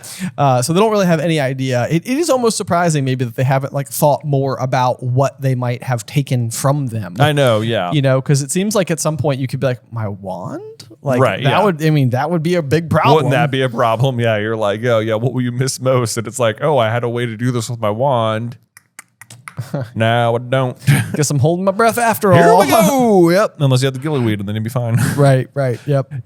But they said, bring as many of these books as you can, okay? But then they never come back. I know. And then we get another recap of the books Harry is looking at, including Madcap Magic for Wacky Warlocks, A Guide to Medieval Sorcery, an anthology of 18th century charms, Dreadful Denizens of the Deep, which I feel like should have the information on it, Powers You Never Knew You Had and What to Do with Them Now You've Wised Up, also feel like it should be in there. Yeah, I know. That was one that I was sort of like, do you think that like parcel tongue would just be like one of the details that potentially could be included inside of powers that you never knew you had and now what to do with them that you wised up? I do feel like I would say yes, except that Harry doesn't do that, and maybe it would have clued him in, because that would have been it would be so funny if Harry was like, oh, I'll just talk to a snake and send it into the lake for me. What that would be actually.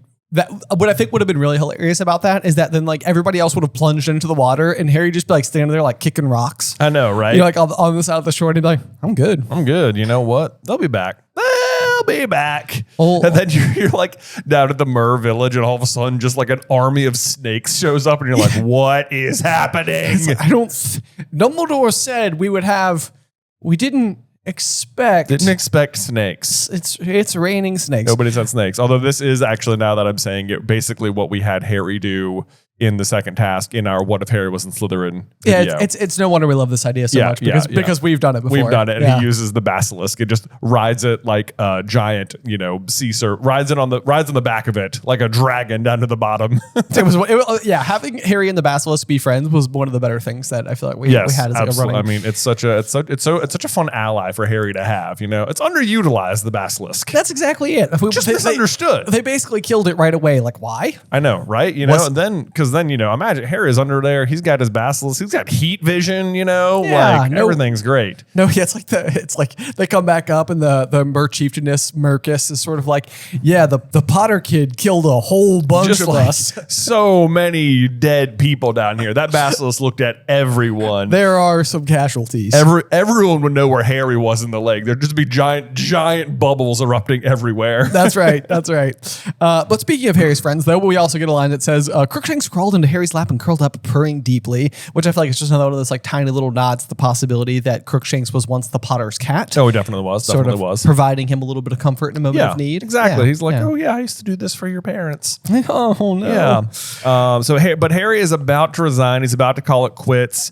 But then he, with the startling accuracy, imagines how everyone's going to react, from Bagman's round-eyed surprise, Karkaroff's satisfied yellow-toothed smile, Fleur Delacour being condescending, and Malfoy just flashing his Potter stinks. Got to get Malfoy in there somewhere. That's right. See, I mean, Harry, I think, is he's good at reading the people in his life, actually, because it does remind me of, I think, chapter 2 of this very book, where he wakes up from the dream, and he is sort of trying to imagine like the different ways in which his two friends will respond to what he had just dreamed about. And so this is like Hermione. It's like, your scar hurt, Harry. That's really serious. Right, Professor Dumbledore. And I'll go and check common magical ailments and afflictions. Maybe there's something in there about cursed scars. It's like, yeah, that would be Hermione's advice. Go straight to the headmaster, and in the meantime, consult a book. Right. So Harry's good at knowing how people are going to react to things. Yeah, although she hasn't suggested consulting the headmaster in this particular scenario. That's right, which maybe I doubt he would have helped. I know. Even though almost certainly Karkaroff and Madame Maxime helped their students. I think we can assume that with definite certainty. Yeah. Anyway, so then Harry basically is like, no, I am not going to give up, and instead decides that he's going to go and get his invisibility cloak and head down to the library and stay there all night if he had to. Which he does. So yeah, he's just out in the middle of the night. Once again, classic Harry Potter. Wand tip of light. He's creeping along the bookshelves, pulling down more books. Books on hexes and charms. Books on mer people and water monsters. Books on famous witches and wizards. On magical inventions, or anything that might include one passage in reference to underwater survival. It would have been great if he doesn't find the Bubblehead Charmer or Gillyweed or anything useful in here, but it also seems like he doesn't learn anything else. Yeah, which is so frustrating. Yeah. Because it's like he spent a month preparing for like what life underwater could be like. You would think that he'd be picking up some things on like Mermish culture. Right. Or even like, Fleur gets caught like in the Grindylows. It's like, I know that like Lupin taught him about Grindylows last year, so that's probably a sufficient education in that department. Yeah. But it still seems like he should have some skills that we, the audience, also got to learn about, that we then get to like witness him be confident about, so that not the entirety of the task hinges on him having access to the Gillyweed, which he did not discover on his own. Right. Like he's down there and he's like, oh yeah, we came across this in that one book. Right, exactly. Because it turns out I was more prepared than I thought. I just didn't know how I was going to get under the water. Yes, but once I was under the water, I'm going to be totally fine. Yeah. But then he does fall asleep, where he's having a dream about the painting of the mermaid in the prefect's bathroom, which is poking him in the ribs with his firebolt. But it turns out that it's Dobby poking him, and this is some very fun continuity, because if you recall, at Christmas, Dobby also woke him up, and he was just staring over Harry like 1 inch away from his face, and Harry was like, Dobby, don't do that. Just next time, just poke me or something, which he's doing. Oh, it's such a good catch. I do love that. It's like Dobby took the advice, or the request. Exactly. And he is responding to it well. Dobby must poke Harry Potter, sir. He must wake up. The second task starts in 10 minutes, Harry Potter. 10 minutes. Oh my gosh. Sometimes I will feel like I will, if I oversleep, or sometimes I like don't catch the clock at the right time and I don't wake my son Luke up for school, and I'll be like, oh no. Like we usually try and get the car around like 7:15, 7:20 or something. And if it gets like 7:05 and I haven't woken him up yet, I'm like, oh man. And I'll go wake him up and be like, you know what? I'd be upset too if like 10 minutes ago I'd been asleep and now I'm in the car to school. Oh yeah, exactly. Yeah. It's like, this is not how you want to start your day. No. Not even one bit. You want a little bit of time to like sit down, eat your breakfast cereal, kind of get your thoughts together. Exactly. Before you head off to first grade. But this would be like if I was like, Luke, get up. I have to go throw you in a lake. Hurry! You have to save Ron! Who's Ron? You're Wheezy! My what? Eat this! It looks like worms! No, put on your robes, your long ones. Oh man, but yeah, that's a very good point, because that's the other thing that's happening now, is that because Harry woke up with just 10 minutes to go, he's just fully dressed, which I'm going to bring back up here in just a couple minutes, because I don't know whether or not that's everybody's tactic. It's certainly not Crumb's. Yeah. But Harry looks at Dobby and he's like, "It's too late, Dobby. I'm not doing the task. I don't know now. I don't know how." And then Dobby's like, "Harry Potter will do the task. Dobby knew Harry had not found the right book, so Dobby did it for him." And Harry's like, "What? What? Are you kidding me? Because I've literally been looking for a month, Dobby. Right. A month. I didn't know you could read." Exactly. And Dobby is remarkably well informed, because not only does he know what they took from him, he knows how to solve the problem. He even knows the mermaid song. And it says, the thing Harry Potter will miss most, sir, squeaked Dobby, but past an hour. And then Harry finished, "The prospects black." Right. Which means that when Dobby was overhearing the conversation between Mad-Eye Moody and Professor McGonagall, it means that Moody was sitting there reciting the eggs clue. I know. To McGonagall in the break room, to which McGonagall must have been like, "Moody, what are you doing?" Yeah. Like, why are you reciting this right now? Why do you know it? Right. It's like you're talking in a very weird way right now. Right. Almost as if you want someone to overhear you. It's like, well, I don't know what you're talking about. I don't know what you're talking about. What's your other eye looking at? Nothing. No one. Who? Some of my stuff. So it's very weird that the elf who is servicing this room right now is best friends with Harry Potter. Potter? Yeah. Yeah. Anyway, so then Dobby gives information that would be hard to stomach, both literally and figuratively. "You has to eat this," and he drew out a ball of what looked like slimy, grayish green rat tails. Worm tails, I like to think of them as. Yuck. Yeah, right. It just sounds terrible. Yeah, right. I don't like to imagine the texture in my mouth. Of a rat tail? Yeah, a ball of them. Ugh, I know. Slimy too. Yeah, gross. Yeah. But of course, it must in fact be some measure of plant. Yeah, it is a grown thing. It's a weed. It's a weed, yeah, of course. It grows everywhere except for anywhere near here. Right. What's it do? Said Harry, staring at the weed. "It will make Harry Potter breathe underwater, sir." "Dobby," said Harry frantically, "listen. Are you sure about this?" No. He says he couldn't quite forget the last time Dobby tried to help him and ended up with no bones in his right arm, to which I would say, not really Dobby's fault, at least not entirely Dobby's fault. Not entirely. His fault that the arm got broken. Right. Not his fault that the bones got disappeared. Right. That's more of a Lockhart problem. Right, that's exactly right. Yeah. Yep. But he does explain that he had overheard that Moody and McGonagall talking, and that is how he knew what he is supposed to do. But then Dobby is off to the kitchens and has to leave Harry, and Harry's like, "See you later, Dobby." And then he's sprinting down the entrance hall where there's a few last-minute stragglers. I do think this is just hilarious to imagine, because it says they stared as Harry flashed past, sending Colin and Dennis Creevy flying as he leapt down the stone steps onto the bright, chilly grounds. Right. This is another situation that'd be great if you had an animated show and Harry, you just see them walking down the steps and Harry just like, whoop, yeah, and they go flying. There's like literal kids like flying in opposite directions, and it's like, wow, Harry was really barreling through. He was. I could also just imagine if you're just like one of the other students, like a third year Hufflepuff, and you're sort of like, was that? And then the friend walking with you was like, that was him. That was him. Yeah. He doesn't seem ready, which is good for us because we're Hufflepuffs. We're Hufflepuffs. Go Cedric! Woo-hoo, Potter stinks. Yeah. But yeah, then we get down there, we see the rising stands that are packed to bursting point. I don't know why. They're not going to see very much. Not going to see very much. This would be so frustrating if you're the spectators who must have been looking forward to, because the first task was so cool. Yeah, the first task was so cool. You don't have Quidditch this whole year, so you've this is what you get for entertainment this year. Yeah. There's only 3 of them. They're spaced very far apart from one another. Yeah.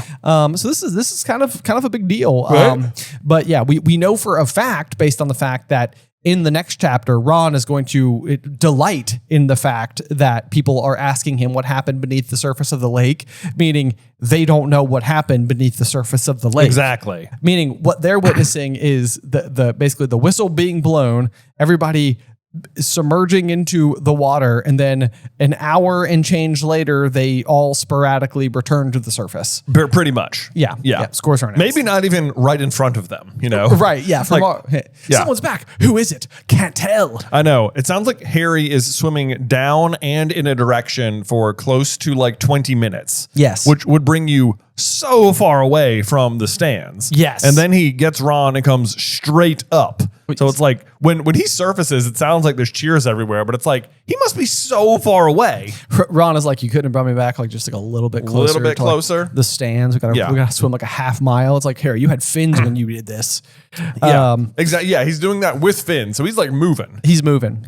Yeah. But the other thing that Harry has up against him right now, in addition to the fact that he's in his full robes, is the fact that he has now sprinted what I can only imagine is like a half mile, and he's got like a stitch in his side as he's running up there, accidentally splattering Fleur's robes with mud. Her robes. Her robes. So she's wearing robes too. She's wearing robes too, yeah. Yeah. It's never explicitly said that those come off, but it is explicitly said here on the next page that Harry was on the very end of the line next to Crumb, who was wearing swimming trunks and holding his wand ready. Meaning that at the very least, we know Crumb decided to change clothes for the occasion. Yeah, he was like, you know what? I know about water, and I know that robes are probably the literal worst thing you could wear into the water. Exactly. Yeah. If you've ever even just jumped in water with like jeans on before, you'll know how just like immediately they cling to you. Yeah, they're very heavy. It's very hard to swim. Yeah. But the other thing we also discover is that Percy is there at the judges table. There. Yes, which is interesting because like this is something I didn't notice until this particular read through, but at each of the 3 tasks, a different elder Weasley brother will unexpectedly be there. You are so correct. Right. Because we have Charlie for the dragons. Yes. Percy for the second task in the lake. Yep. And then Bill will show up with Mrs. Weasley to watch the third task. Yeah, and to like, start dating Fleur and stuff. Yeah, exactly. Exactly. Good setup for that. Yes. So I'm not sure if that's supposed to like symbolize anything or anything, but it does happen. We just needed some good Weasley representation. Exactly. Is what I'm hearing. Yeah. But then speaking of Percy, he's all huffy and stuff. He says, "Oh, where have you been? The task's about to start." But then who responds to him is Ludo Bagman, and what he says is, "Now, Percy," which stands out because it means Ludo Bagman knows Percy's name in a way that Mr. Crouch did not. It's pretty remarkable. Yeah, it's pretty remarkable. It definitely makes you think that Crouch was keeping Percy at like arm's length on purpose. Yeah, it does. For good reason, too, because he reminds him a lot of his son, Barty Crouch Jr. Who also got 12 O.W. Wells. O.W. Wells, very Percy-esque, Yes. The other thing I kind of love about this particular little exchange is that it says that it was obvious from the looks on Madame Maxine's and Karkaroff's faces that they had thought that Harry wasn't going to turn up, which means that they see Harry as a threat. It does. It does mean that. And also, in some way, that they were hoping that he was going to die. Because, if Harry doesn't compete in the tournament, magical binding contract. And if he wasn't there when it started, then he wouldn't have competed. And then from their perspective, like that would solve all of our troubles. That would solve our troubles. But then he would die, right? That has to be the consequence. Because if he doesn't, then he doesn't actually need to compete at all. Right. Yes. Binding magical contract. Right. Yeah. It's just like he just gets like a slap on the wrist, and it's like, well, I could have dealt with that 3 times. Right. Yeah. Exactly. Anyway, so then we kind of get the sort of lack of pomp and circumstance, really, which is basically like Bagman is sort of like sonorous, and his voice booms out over the dark water towards the stands, and he's just basically like, "Well, all of our champions are ready for the second task, which will start on my whistle. Right. They have precisely an hour to recover what has been taken from them. On the count of 3, then 1, 2, 3. Yeah, like, I hope you were ready to push the button on the clock or whatever, know? Right, yes. I do think it's hilarious that in the movies, they keep playing each of the tasks as like impromptly started. Yeah. It's sort of like like Filch, I think, keeps like firing a cannon. Yeah, like too early. Before he's supposed to, and everybody's always sort of like, oh, what are we even doing here? Right. It's like this is not a well-organized event. Yeah. But that's more accurate than you realize. It is more accurate, yeah. Look they're just standing there like, where's Harry? Where's Harry? Oh, Harry's good. All right. You're here. Good. All right. On my whistle then. It's like, wait a minute. There's no like rules. You need to go over everything with us. You want to like tell the crowd what's happening or be like, all right, 5 minutes to, prepare prepare yourselves or anything. Yep. But no, then it says Harry pulled off his shoes and socks, pulled a handful of gillyweed out of his pocket, stuffed it into his mouth, and waded out into the lake. Yeah, doesn't take his robes off, which I cannot believe. That means he is swimming down there with just the most amount of water resistance imaginable. Like I've been doing swimming, Ben, and if you're watching, if you know what I look like, you know that I don't have like much hair, Sure. Like, I got like pretty short haircut going. And I notice the difference if I put on like a swim cap versus just have hair. Right. Like it is noticeable. And that's with a little bit of hair. This is a lot of bit of robes. Yes. Right. Yes. Which are all just, if you can imagine, just flapping everywhere. So heavy. Right. But whatever. It doesn't matter because Harry has the ultimate solution with the gillyweed. And I guess everyone starts laughing at him at first. After I guess they watch Crumb turn his head into a shark and Fleur and Cedric put bubbles on their head. Right. Yeah. Right. Yes. It's Harry's thing that's hilarious, which is really like one of those things where it's like I can't tell you any situations where I've ever witnessed a professional sporting event where somebody on the field seemed like they were having some amount of trouble and I found it hilarious. Right. Yeah. It's like usually you're sort of like, whoa, were they okay? Like, what's going on? Like, medical attention? Yeah, right? Like it's very strange to me. Like sometimes I'm like, maybe the people at Hogwarts are just mean. Yeah. Especially the Slytherins especially the Slytherins. Yeah. But then this description is also just sort of like very claustrophobic inducing. But it says, then quite suddenly Harry felt as though an invisible pillow had been pressed over his mouth and nose. He tried to draw breath, but it made his head spin. His lungs were empty and he suddenly felt a piercing pain on either side of his neck. It says he had gills. Yep. Without pausing to think, he did the only thing that made sense. He flung himself towards the water. I like to think he just sort of was like, he just like falls in. And he's like, oh, that's better. It's like he's still like just like in knee deep water, so people can still kind of like see like his feet like flooping around. Yeah. Okay, I meant to do that. This is going how I intended. Yeah. Also, he doesn't necessarily. Does Dobby tell him that it only worked for an hour?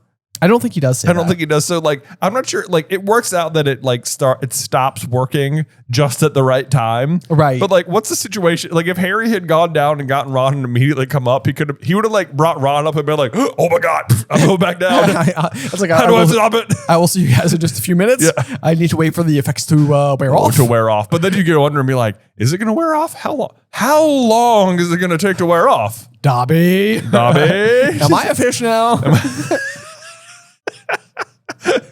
Turn me into a fish. Go better. Yeah. Oh man.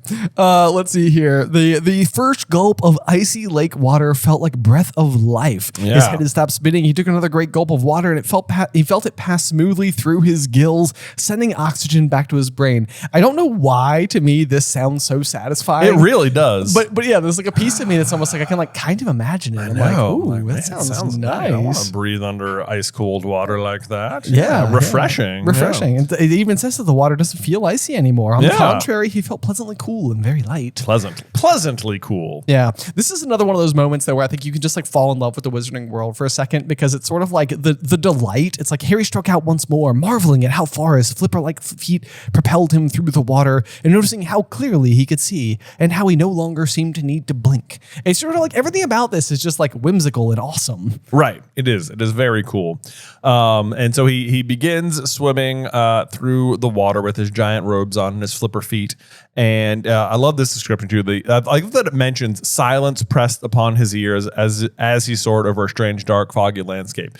That is like the silence would be crazy, I have to imagine. It definitely seems like it would have to be, yeah, because like normally if you're under these kinds of conditions, like, we've scuba dived in our lives before, and your gear makes a fair bit of noise when you're like breathing through your regulator and everything. But to imagine and I guess free divers would probably experience this, but the idea of just being in the depths, just all by yourself, not really having like any reason for there to be noise. Yeah. I know. Like when I was doing the triathlon a couple of weeks ago, like I know right at the start, it was kind of like loud and exciting. There was a bunch of people around you, but as I like got closer and closer to the finish line, people like spaced out a little bit, and there was less like yelling and more people just like focusing on the swimming and stuff like that. And even just being on the surface of the water swimming, it got like really quiet. Oh, interesting. You know? Yeah. And this is like beneath the water. This is deep. And like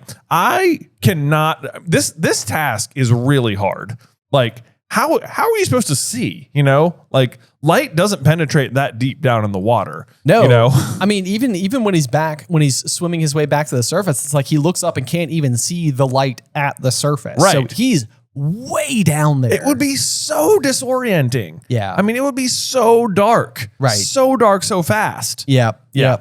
And I mean, he even says that he can only see 10 feet in front of him at the current moment. So it says that he's speeding through the water. New scenes seem to loom suddenly out of the outcoming darkness. Forest rippling, tangling black weed, wide plains of mud littered with dull glimmering stones.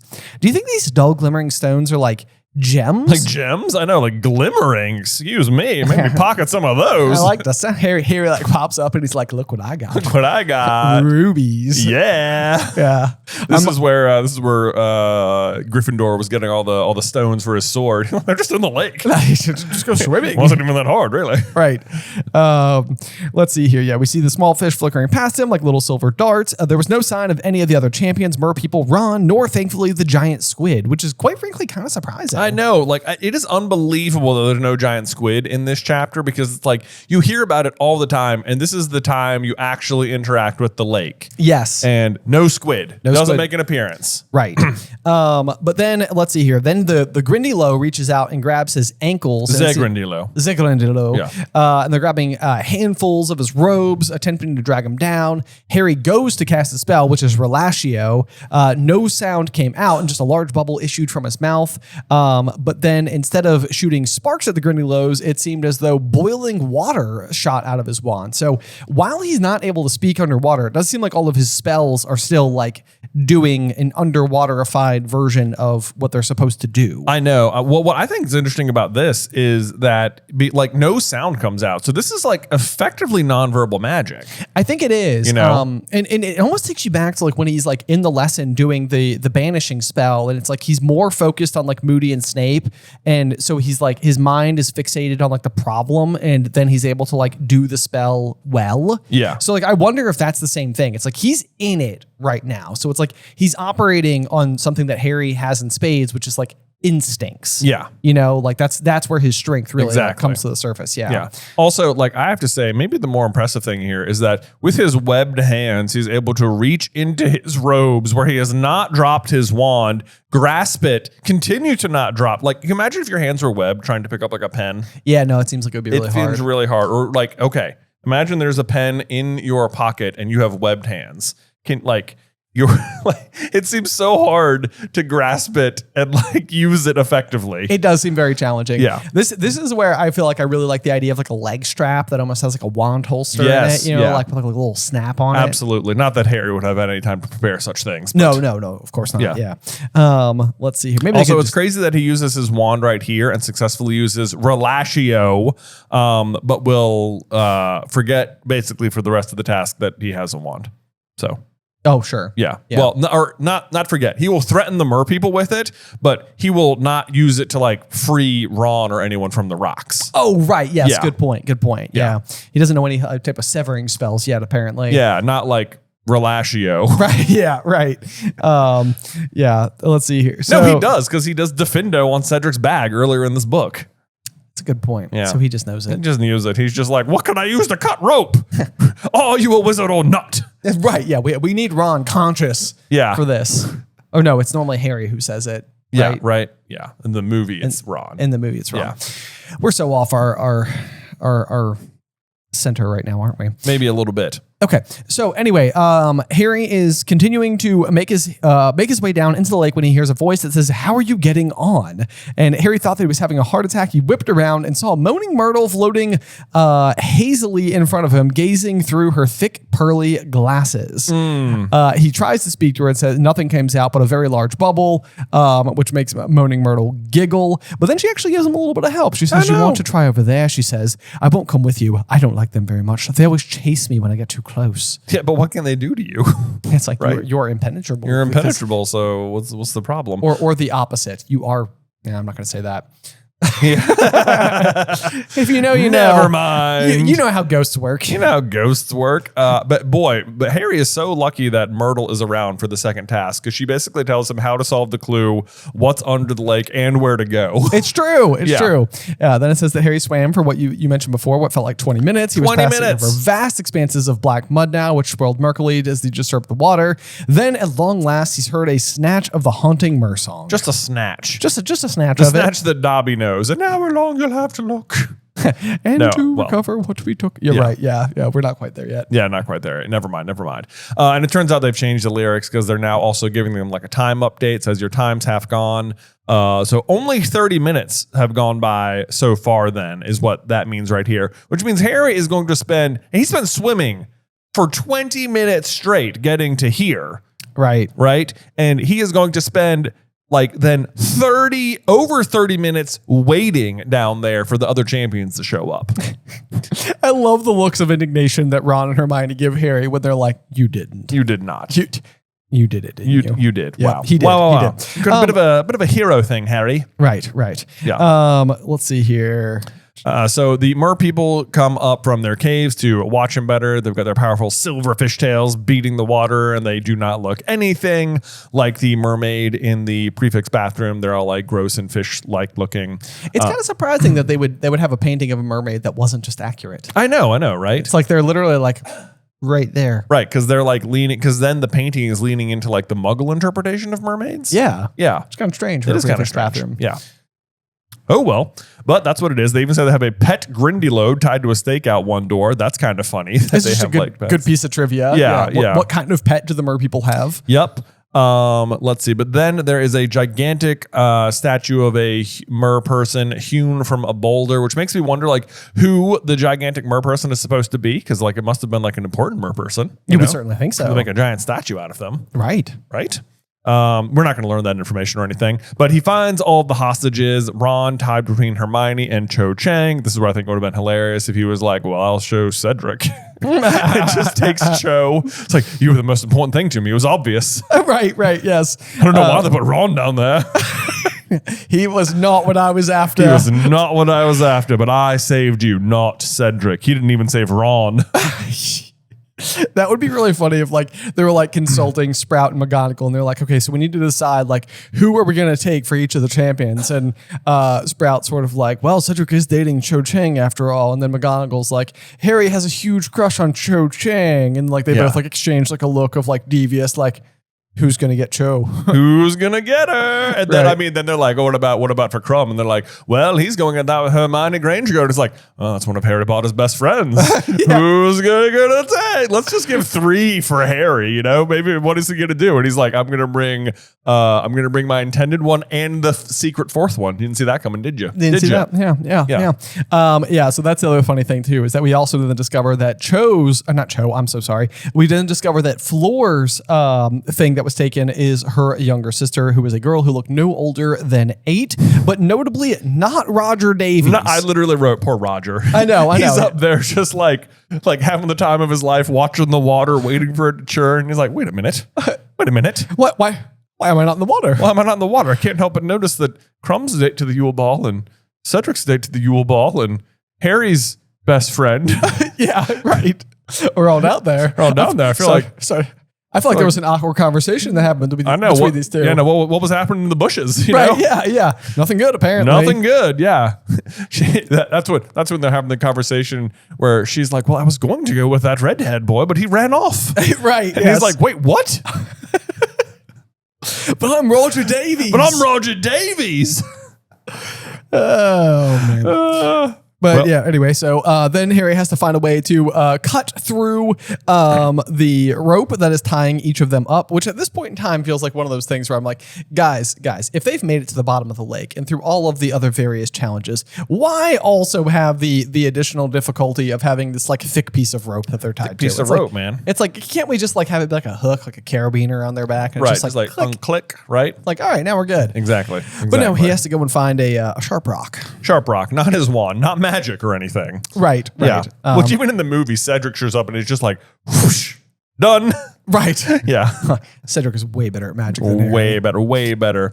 And then let's see. Then it takes him several minutes of hard work to get through the rope. That's how big the rope is, I guess. And then it says, Harry looked around. There was no sign of the other champions. What are they playing at? Why didn't they hurry up? Like Harry's down there like, seriously, guys, be better at this. I didn't even know what I was doing until 10 minutes ago. Look at me.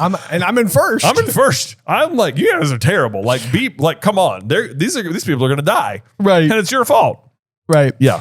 Then the mer people have something that they didn't expect, which is that Harry is trying to take the other hostages, and they must be sitting there like exchanging glances, like Dumbledore did not mention this. He did not mention this. What do we should stop? We should stop it. It is not clear to them why he's doing it either. That he's like afraid they're gonna like die. Right. Because it says like they come up and they're like just one, and it's like it seems like what they need to say is like they'll be safe. Don't worry. Yeah. It's like yes. They're not going to die. Stupid boy. This would be like if you were like participating in some type of like racing event and they had a whole bunch of like volunteers out on the course to let you know like when to turn at the cone, and that person just let you run right by them and was like, well, that guy's not even going the right way. It's like, should I let him know? I'd be like, he'll figure it out. I'll figure it out. Yeah, it's fine. It's fine. Don't worry about it. He'll get there too. Yeah. But then, of course, we get the line from Harry, who's like, she's my friend too, gesturing towards Hermione. And he's like, and I really have a big crush on that one. That one over there. Yeah. I don't know who the small one is,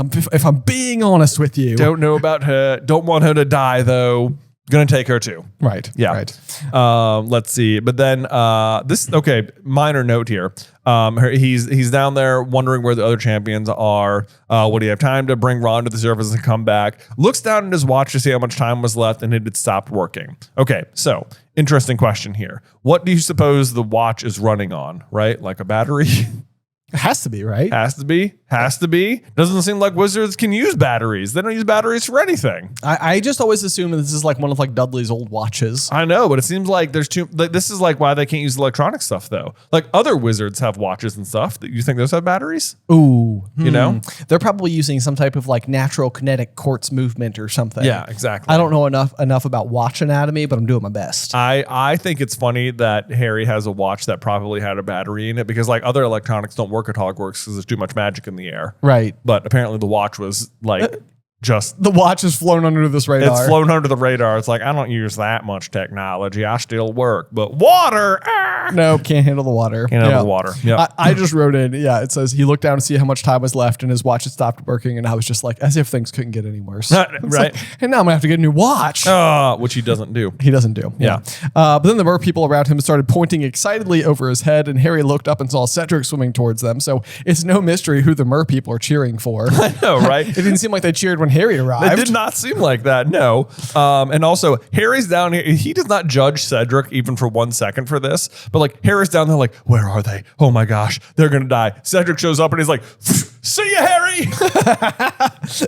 Got lost. Flo and Crumb are coming now. What do you mean got lost? You didn't know where you were going. Right, exactly. You were lost from the beginning. You were lost from the beginning. Let's make one thing clear. Also, how do you know Fleur and Crumb are coming? That makes it like he passed them. You know? Right, yeah. Like, see ya. Like passing Crumb seems impressive since he has a fish head. That's true. Yeah. That's true. Although a fish tail would probably be doing more for him in terms Than of fish speed. head. Yes, but true. the fish head is probably allowing him the breathing. Yeah.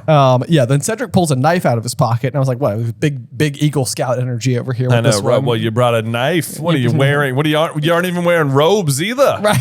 What are you wearing, a bathing suit? Oh, goodness. He had it all figured out. Didn't he? Harry looked around waiting. Where were they? According to the song, the hostages would be lost after an hour. And it's like, oh, great. Okay. Yeah. He doesn't seem concerned that Cedric didn't think that, though. Right. Yes. No, not to worry. Also, this means that Fleur got pretty far into the lake before Zagrindylos got her. That's a good point. Yeah, That's close enough for Cedric to have passed her and felt like she was on his tail. Right. Yeah. But yeah, so she apparently is in the process of being attacked by Zigonandilos. Yes. But then it says that a human body in swimming trunks with the head of a shark. It was Crumb. He appeared to have transfigured himself, but badly. The Shark Man swam straight to Hermione, and I'm like, the Shark Man. It's like, guys, we know his name is Crumb. We know. We literally just covered it. Do we need to call him Shark Man? Yes. Is this a nickname that we're calling him from now on? Right. Or, what's the deal? So he starts trying to bite I love the sentence here. And it says he's trying to bite her free, but it says his teeth were positioned very awkwardly for biting anything smaller than a dolphin. Yeah. Harry was quite sure that if he wasn't careful, he was going to rip Hermione in half. And I was like, now that would have been a weird twist. Yeah. It's like, don't worry, you guys will be completely safe. Unless the person trying to save you accidentally turns himself into a shark and bites you in half. Exactly. That would have been a real problem here. And then I had such a fun fact. Hold on. Let me get my fun fact about Crumb ready here. Crumb's secret. Crumb. So there's like a weird thing that Crumb is like half shark right here. And it says he did a bad job doing it, but there's literally a creature in Harry Potter that is like half man, half shark. Oh yeah. Right. Right. Like we made a whole video about this. Oh my gosh. I've got the script open. I should have looked it up ahead of time. I just remembered it right now. What is the name of the creature? Oh my gosh. Hold please.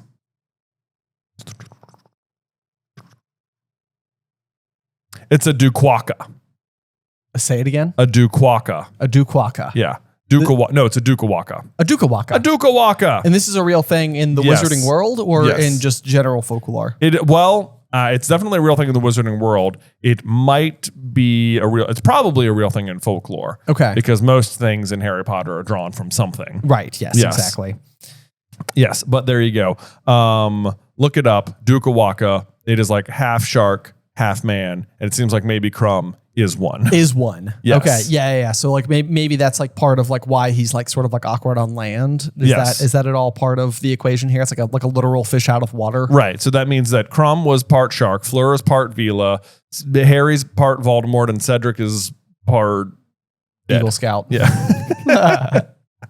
Exactly. He's not part dead. He's whole dead. I'm sorry. You're right. He's part spare. Oh, spare part. Oh, man. Oh, you thought we were going to get through one, didn't you? It wouldn't be an episode of Gryffindor if we didn't make a Cedric joke. I know. Nope. Oh, man. But in any case, Crumb, much like Harry, not going to use his wand to get Hermione free. Harry gives him the rock. Crumb's like, thanks, gets her free, and is like, see you, Harry. Also not like, concerned. What about the little girl? What about the little girl? You guys don't care? They're like, he's definitely not going to die. Use your brain. Right. Yep. Let's see here. So then Harry threatens the mer people because they are trying to stop him from saving Gabrielle and Ron. Yeah. And he pulls out his wand and he says, "You've got until 3." And it seems like this is more than enough to frighten them. I know, right? I guess because like they know there's no real way they're actually going to hurt him. Right. You know, like they can put up like a show of intimidation, but they're not actually going to hurt him. Right. But right. He obviously thinks they will hurt him, so he might hurt them. Yeah, exactly. Right. Yes. Yeah. That's definitely. I remember there was a TV show once upon a time called The Colony that was supposed to like simulate like what life would be like in a dystopian world, and they took these real people and put them in this like old abandoned warehouse, and they just had to like live off of like whatever the heck they could find, and they stayed in the experiment so long, and part of the experiment was sending in like actors who were supposed to like raid their camp and like steal their stuff, and I was like, not for nothing, but these people have kind of grown to be rather acclimated to the idea that they are in the colony and these people are there to hurt them. And I'm like, these are just actors coming in to steal stuff. Right. What if they like hit them with like a piece of rebar or something? Right. You know, it's like, get out. Uh-oh. I know, that'd have been bad. Yeah, it would have been bad. Anyway. Yeah. But anyway, that's the colony. I guess check it out. Yeah. I think somewhere, maybe. You know what? Don't. It's just know that it existed, and Ben told you everything he needed to know. There's other dystopian stuff you can read. It's everywhere. In any case, the mer people scatter because I guess they're just not very good at their jobs. But Then Harry breaks Gabrielle free and he starts swimming up with Ron and her straight up. So again, like nowhere near where the stands are because that was 20 minutes ago, swimming a swim. Right. So I don't know how they're supposed to see it. Maybe they've moved the stands. They're like, okay, now that everyone's gone, let's float your stands. That would have been kind of fun, I guess. That actually would be kind of cool. Yeah. Yeah. They're going to find them. They're actually going to show up right over here. So, Right. But now the new issue that Harry is running into is obviously the fact that his gillyweed is starting to wear off. Yeah. And so he is actively trying to swim without the use of his arms. His legs are seizing up with the effort to keep swimming. His shoulders were aching horribly with the effort of dragging Ron and this little girl. And his robes. That's going to be the real problem here. Right. I hate this sentence from the flip side of the other end of the gillyweed experience, but he was becoming very aware of how wet the water was in his mouth. Oh, no. And it's just sort of like that kind of reminds me of like when you're about to be like nauseous and your mouth fills with like sweat. Yeah. And it's just sort of like, no. I've passed the danger point. Yeah. Certain things are inevitable. Yep. So he's kicking hard. He knew light and air were only 10 feet above him. He had to get there. He had to. And then he felt his head break the surface of the lake. Wonderful, cold, clear air was making his wet face sting. Kind of the opposite of the gillyweed. Yeah. It really is. Yeah. He gulped it down, feeling as though he had never breathed properly before. So it is almost exactly like the experience from before in reverse. Yeah. All around him, wild green-haired heads were emerging out of the water with him, but they were smiling at him. So this is surprising. This is the mer people being like, "Hey, we weren't dangerous the whole time." Yeah. Hey, we were actors. You weren't supposed to do that, but like that was pretty cool. You tried to save them all. We didn't think people did that. Right. Yeah. And then Ron has not 1 second of like congratulations or thankfulness. He's just like, wow, it's pretty wet. What'd you bring her for? Flo didn't turn up. I couldn't leave her. Harry, you brat. You didn't take the song seriously, did you? Dumbledore would have let any of us drown. It's like you say that, but like, what if Harry had not made it to the surface? Like, what if he'd been like 10 feet further down and couldn't hold his breath? Then what? Then I guess the more people were there. Also, Ron, would you be offended if Harry had left you down there? Yeah. Would you have been offended with that? Yeah. Would you be offended? What if he's like, well, I just had to bring a champion. Who says which one I should have brought, Right. Whatever. Yep. And then it says like, it was only to make sure you got back inside of the time limit. I hope you didn't waste time down there acting the hero. Yeah. Ron with his classic attitude of winning's the only thing that matters. Right. Yes. Yeah. Oh, man. But then... Yeah, Harry's feeling so dumb about all of that. But then you get a rare moment of like warmness from Percy, who comes like running out into the lake looking very white and somehow much younger than usual, came splashing out to meet them. Basically just like you can tell that Percy was like afraid for Ron. Yeah. It's like at some point in time, I feel like it occurred to Percy that like his own self-importance was superseded by the potential safety of one of his family members. Exactly. And his reaction is the correct reaction. Yes. Which is that he cares. More than we're going to say for him next year. Right. Yes. But then we obviously have Fleur coming over, who I think also, in Harry's defense, seemed to have taken the threat rather seriously as well. That's true. Because she's all like, Gabrielle, is she alive? Is she hurt? I have a terrible French accent. Man, I'm not on my game today. It wasn't even an accent. That was just the wrong voice. But it doesn't matter. She's fine. Harry tried to tell her, but he was so exhausted he could hardly talk, let alone shout. Yeah. It was the Grindylows that attacked me. Oh, Gabrielle. I thought.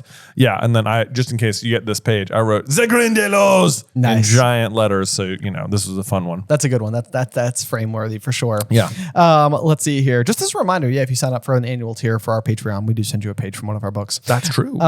Harry, well done, Hermione cried. You did it. You found out how all by yourself. And then Harry's almost like, well. Yeah. Well, I don't know about that. Dobby the house off kind of in there, but you got it. You know what I'm noticing here is that Hermione had supreme confidence that Harry would figure it out. That's right. That's right. This definitely got like my Hermione heart next to it right there. I love it. I love it. But then he also does say like, yeah, That's right, said Harry, raising his voice slightly so that Karkaroff could hear him. Rub that in your face. Yeah, exactly. Then out of nowhere, Crumb was like, you have a water beetle in your hair, Hermione. Yes. Which, of course, this is another setup for Rita Skeeter because the water beetle is her. And this is how she's going to overhear the conversation that's going to come up in the next chapter. Right. Yeah. Yes. And so then let's see here. Hermione brushed away the beetle impatiently and said, "You're well outside the time limit, though, Harry. Did it take you ages to find us?" And so if you're Crumb being like, dude, I just saved you. Right. Could you? I mean. And I told you about the water beetle. Remember that? Like remember about that? Good old times. Good times. Good times. I did the shark thing for you. I thought it was weird. I had a whole different plan, but you were like, shark head. Yeah. So, I did it. I saved you. And like, you're all about this other kid. It seems like you're not even hoping we get the most points. Like, you're on my team, right? Like, right. Yeah. But she's super not. Right. She's being zero appreciative because to Hermione, it's also very obvious that they were not in danger. So it's like, yeah, you completed the task, whatever. I'm still rooting for Harry. Okay, I wasn't in danger. What am I thanking you for? Right. All you did was you brought me back. You brought me back, right? Okay. Good for you. Good for you. Anybody could have done that. Second. Not even, yeah. Okay. Try being first next Couldn't time. help but notice Cho was already up here. All right. That's all I'm saying. Yeah. Or be more of a hero. Yeah. Go on. These are my standards. These are my standards. All right. All right. Yeah. Anyway, let's see here. Then we learned that Dumbledore is crouching at the water's edge, deep in conversation with what seemed to be the chief mer person, a particularly wild and ferocious looking female. Apparently Dumbledore can speak Mermish. Yeah.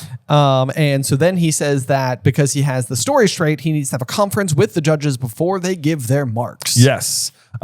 Which means like they all just have to rely on Dumbledore, I guess, to tell them what happened down there. This is where having Mr. Crouch there would have been really good because he could be way more impartial. Exactly. Yeah, yes. Dumbledore could be like, so according to the Mer Chief, Harry saved everybody. Cedric felt this is what they said, that the giant squid showed up and he like punched it in the face. It was really cool. They said it was the coolest thing they'd ever seen. Crumb came down, kind of tripped, kind of a weird thing to do under the water, but he managed it somehow. Ran into a couple of rocks, almost bit a champion in half, and Fleur, she never even showed up at all. So I'm feeling like Harry and Cedric get like 1,000,000 points, and maybe everyone else like 3. What do you guys think? How does 3 sound? How does 3 sound? We can meet in the middle at like 25. Right. Yeah. Sound good? Sound good? Yeah. Let's see here. I can only imagine Karkaroff and Madame Maxine's faces as Dumbledore is telling them how great his Hogwarts champions did. Right. In comparison to theirs. Let's see here. Fleur had money cuts on her face and arms. Her robes were torn, but she didn't seem to care, nor would she allow Madame Pottenfairy to clean them. She is all focused on her younger sister in this particular moment, which I do think sort of like speaks to what we will eventually know as like Fleur's greater character as like a member of the Order of the Phoenix and a defender of the innocent and that kind of thing. So it's nice to see like a little bit of that character building there. This is where also she swoops down and gives Harry the kisses on the cheeks here. Fleur bent down, kissed Harry twice on each cheek. He felt his face burn and wouldn't have been surprised if steam was coming out of ears again. Then sent her on, and you too, you helped. Yeah, looking extremely hopeful. Fleur swooped down on him and kissed him too. Hermione looked simply furious. Now, it's written right after she kissed Ron, but she also just kissed Harry. So who's to say who she's mad about her kissing? It's a very good point. It's right? a very good point. Exactly. I mean, it's wildly open to interpretation. Wildly open to interpretation. And she kissed Harry 4 times and only Ron once maybe? Yeah, so, twice on each cheek versus, kissed him too. I mean, it's hard to say, maybe 4 times the anger. It does say Fleur swooped down and kissed him. So that it doesn't say on each cheek. So maybe she just straight up kissed him. See, we left this out of our Fleur and Ron could have gone to the Yule Ball together video. Like they just actually kissed you. They actually kissed, right? Yeah. Right. Ron's always going to say that to Bill. It's like, you married her, but like, who'd she kiss first, I mean, that's what I'm saying. Not to brag, No one to brag. I've been there, bro. Yeah. No. But then we get, ladies and gentlemen, we've reached our decision. Mer Chiefness Mercus. Mercus. Big trivia there. That's trivia and terrible name. Yes. Have told us exactly what happened at the bottom of the lake. We have therefore decided to award marks out of 50 for each of the champions as follows. Fleur Delacour demonstrated excellent use of the bubblehead charm and was attacked by Grindylows as she approached her goal and failed to retrieve her hostage. We award her 25 points. I deserve 0. Honestly, I literally was like, I feel like this is a generous score. Yeah, I agree. Just given the fact that she doesn't complete the mission, and that's still a 50%. Let's see here. Cedric Diggory, who also used the bubblehead charm, but notice that when it's talking about Fleur Delacour, it said demonstrated excellent use of the bubblehead charm. Yeah. And then when it jumps over to Crumb, it will say an incomplete form of transfiguration. And then when it's talking about Harry, it says used gillyweed to great effect. So it qualifies all of their tactics except for Cedric's. Oh. It just says that you used the bubblehead charm. Yeah, used it. Yeah. Regular.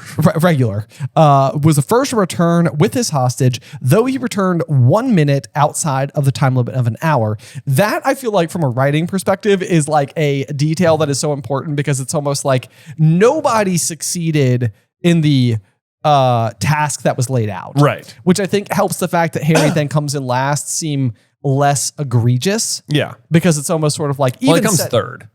Sure, yeah, he comes third. That's true. He's the third... He's the last one who completes the mission to come back. Last one out of the water, last person to complete the task. Right. Yes. Right. Let's see here. So then, let's see here. We therefore award him 47 points. So he basically just gets 3 points off for the 1 minute. For the 1 minute. Yeah. Yep. Harry's heart sank. If Cedric had been outside the time limit, he most certainly had been. So then we get the Victor Crumb explanation. Hold on, let me check my math. Yeah, that's what I got too. Let's see here. Victor Crumb is awarded 40 points. This is another one of those things where it's like, goodness gracious, don't ask us to answer who all got what. Oh my gosh, yes. Please don't do that. 47, 40, 45, and 25, I think, are what we're going to end with here. Right. Yes. Boy, steep drop off though. Basically, I guess he's outside the time limit and came in second. So that's like the full 10 points off there. And then Harry Potter used gillyweed to great effect. Bagman continued. He returned last and well outside the time limit of an hour. However, Mer Chiefness informed us that Mr. Potter was first to reach the hostages and that the delay in his return due to his determination to return all hostages to safety. And this is where Ron and Hermione are like, what were you doing? But then it says, most of the judges feel that this shows moral fiber and merits full marks, which is crazy. A little bit. Okay, but I was trying to break it down. I was like, okay. Because it sounds like everyone except Karkaroff was like 50 points. Easy. No problem. Yeah. And he talked them down. But so here's I was trying to reason it out. I'm like, okay. Do they all actually feel that way? Dumbledore obviously feels like this was such courageous action, genuine moral fiber, right? Ludo Bagman is like, yes, 50 points. I agree with Dumbledore because he has the whole goblin thing situation going on. Yeah, that's why he wants to do it. Percy is clearly giving him the 50 points because it was his brother who was in danger and Harry saved him. And then Madame Maxime is a little bit trickier, but she thinks it should be 50, which means to me, she is actually doing a good job of listening to Fleur's concerns. Oh, that's a good point. You know? Because otherwise you'd think she wouldn't be as like, 50? I don't know about that. Well, and Madame Maxine in this particular situation may also be in the unique position that like Fleur was incomplete with the task. And so therefore it's like, she's not comparing apples and apples. It's more like apples and oranges. It's like no matter what her argument is made, like she can readily recognize that Fleur did not accomplish the same delivery of the hostage, right? That they were required to do. So maybe she's almost like become more impartial by way of like, if Fleur's got 47, maybe you're sort of like, I don't know if I want to give him 50. Like, then it goes against my champion. Like I don't want that. But then Karkaroff is just like he's just always rooting for Harry's downfall. Yeah, so. He absolutely is. But so I think that speaks well to Madame Maxime's character that she cares what Fleur thinks and that she cares that Harry rescued the Beauxbaton hostage. Right. Yes, indeed. There you go. Ron shouted over the noise. You weren't being thick after all. You were showing moral fiber, a term that Ron definitely just learned. Definitely. I can only imagine. Yep. Fleur was clapping very hard too, but Crumb didn't look happy at all. He attempted to engage Hermione in conversation again, but she was too busy cheering Harry to listen. I got a little winky face there. Yeah, exactly. I mean, why is she so excited about Harry all of a sudden, There we go. Then we learned the date of the next task will be on the 24th of June. They're all on the 24th of their given months. This will be after classes have ended. Right. Yep. So that is the end of the task. Yes. Okay. So we said earlier, Harry like basically figured out the clue with like a month left to go, Right. to like prepare for it. Well, and it's like, and then he's like kicking himself, saying that wasn't enough time. But literally, this time they're saying we will tell them precisely 1 month beforehand what is coming. So it's like that is the time frame they feel like is enough to prepare. Right. Yeah, that's a good point. Like that, even that seems to be taking into consideration worlds where it's like they still have their studies to attend to. Like they can't be spending all of their time being champions. Yeah. So like maybe that's like when like end of year exam review would start for the rest of the students. And it's like, okay, at this point in time, you don't have to take exams. So now we can put your focus on what really matters, which is the tournament. Yeah. Let's see here. So then Harry's like, it was over. He had got through. He didn't have to worry about anything now until June the 24th. Next time he was in Hogsmeade, Harry decided that he was going to buy Dobby a pair of socks for every day of the year. Which he does not do. I know. They do go buy him socks in the next chapter and they get him like 3 pairs. Yeah, like three. Which, like, I honestly, like, I'm kind of surprised he doesn't do it. I was really hoping, I was like, oh, wait, does he actually do this? Because it reminds me of the scene in Order of the Phoenix where he's like, if I get through this, I'm going to put 10 galleons into this fountain of the magical brethren. And then he upends the whole bag. Yes. You know? He does. Yeah. So he's like, I'm going to get Dobby a pair of socks for every day of the year. I'm almost surprised they didn't get him 2 socks for every day of the year, or 2 pair. Obviously, 2 would be a pair. Right. But you know what I mean? That's a good point. Yeah. I mean, he could have settled at what, like 180, like 2.5 pairs. Yeah, exactly. And then he would have had enough for like, proper mix matched socks every day of the year. Yes. Although, to be fair, Dobby might have exploded. He may have exploded. Yes. Yeah. So maybe Harry is just being considerate of Dobby's Exactly. feelings. He's like, I was going to get you a pair for every day of the year. And then he has to like grab onto Dobby before he literally just like, catapults himself off like the astronomy tower. What? I couldn't. Yeah. I had a feeling you might react that way. So I just got you these 3. Is that okay? And he's like, oh, such generosity. Such greatness. Now, Dobby. They're just socks. Calm down. Thanks for the gillyweed. Yeah. But anyway, that does bring us to the end of the second task at extremely long last. This might have been the longest episode so far. It might be the longest episode so far. We'll have to go back and check the tapes. But Jay, before we close out today's episode, do you have a review for us? Well, you know that I do, although I put up my Duquaka script here. So let me get back to the other one. There we go. Boop-a-doop. In the meantime, guys, don't forget that we have tickets on sale now for our upcoming tour of the Midwest, where we're going to be hitting 8 different cities inside of 10 days in the middle of September. I think we kick off on September 15th through September 26th. It is going to be just a raucous good time. It's going to be so much fun. We do a live Jay versus Ben in person with questions asked by you guys. It honestly, it's like some of my favorite stuff that we have ever done as content creators on the internet. It's going to be, I can't wait. I cannot wait for September. Yes, it's going to be so much fun. So links in all the obvious spots, or you can go to supercarlinbrothers.com/events. Yeah. Our review today comes from one Harry Potter fan. Nice. They say, best show in the world. Thank you so much. 5 stars. What do you know? Thank you so much. Please go leave us a review. We're getting close to 1,500. Hey. Hey, brother. Love the podcast, but I have a question. What would happen if Ron's wand didn't break? He would have got Malfoy with the curse, and Malfoy's dad might have come... And Malfoy's dad might have come. Gilderoy Lockhart would succeed in his mind spell again. Love the podcast. Oh, dang. That's a good and awfully impactful situation, because it also will ultimately tee up for Ron getting a different wand, which is going to be so much better suited for his particular abilities as well. That is true, yeah. Which is a big game changer, I think, for Ron in particular, both as a student and just as a wizard in general, that he's got a wand that is willing to react to each of his various commands. Yeah.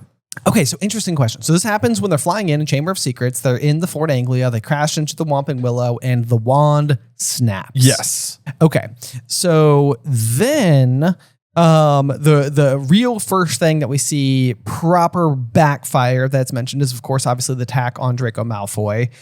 It's curious as to whether or not that would have sparked Lucius Malfoy arriving on premises. Yeah, I feel like I don't think he'd go that far, but he might have been able to use it against like Arthur, who's like conducting the raids on his house, and to be like, wow, now your son's attacking my son at school because of the fight, whatever. Right. It would look especially bad because I think this is when the Howler also arrives from Mrs. Weasley, basically saying that like Arthur's facing like an inquiry at work. Right. So you certainly could have made Arthur's life a lot worse. Yeah. In the process, by also then making it appear as though one of his students is like a little bit like reckless or otherwise like unhinged. Yeah. But basically then that means that Ron never does the slug thing, which, okay, so that's important because if Ron doesn't like belch back up the slugs when he's cleaning Tom Riddle's award, then maybe he wouldn't remember the name. Oh, yeah. And they wouldn't necessarily be able to tie Tom Riddle to the name of the diary. The name of the diary. Yeah. TM Riddle. TM Riddle. Right. Yes. Right. Yes. Award for special services to the school. Right.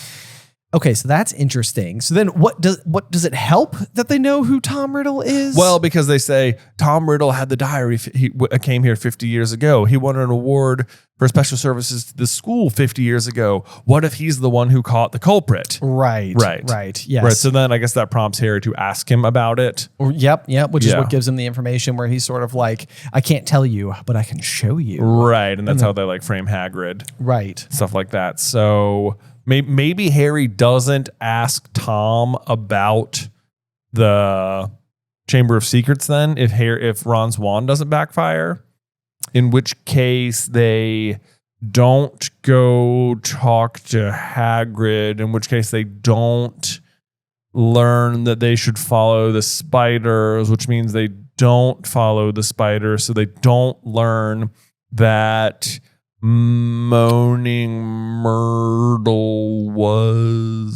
they learned that Hagrid was innocent, right? Yeah, is it? I'm trying to remember because I feel like that is like one of those things like where they almost hit like a roadblock after going and talking to Aragog, right? Because he says I was always kept in the dungeons and the girl was found in a bathroom. But he doesn't say that it was Myrtle. And then Harry eventually connects the dots and realizes that it was Myrtle. Yeah. Okay. But in Chamber of Secrets, they're also in the bathroom because they're making the Polyjuice potion. Right. So that they can go and kind of be undercover with Crabbe and Goyle. So they are interacting with Myrtle. It doesn't really open the door in any way, shape, or form for somebody to ask her how she died, which is something that it seems like nobody ever does. Yes, that's true. Let's see. So how would they then figure out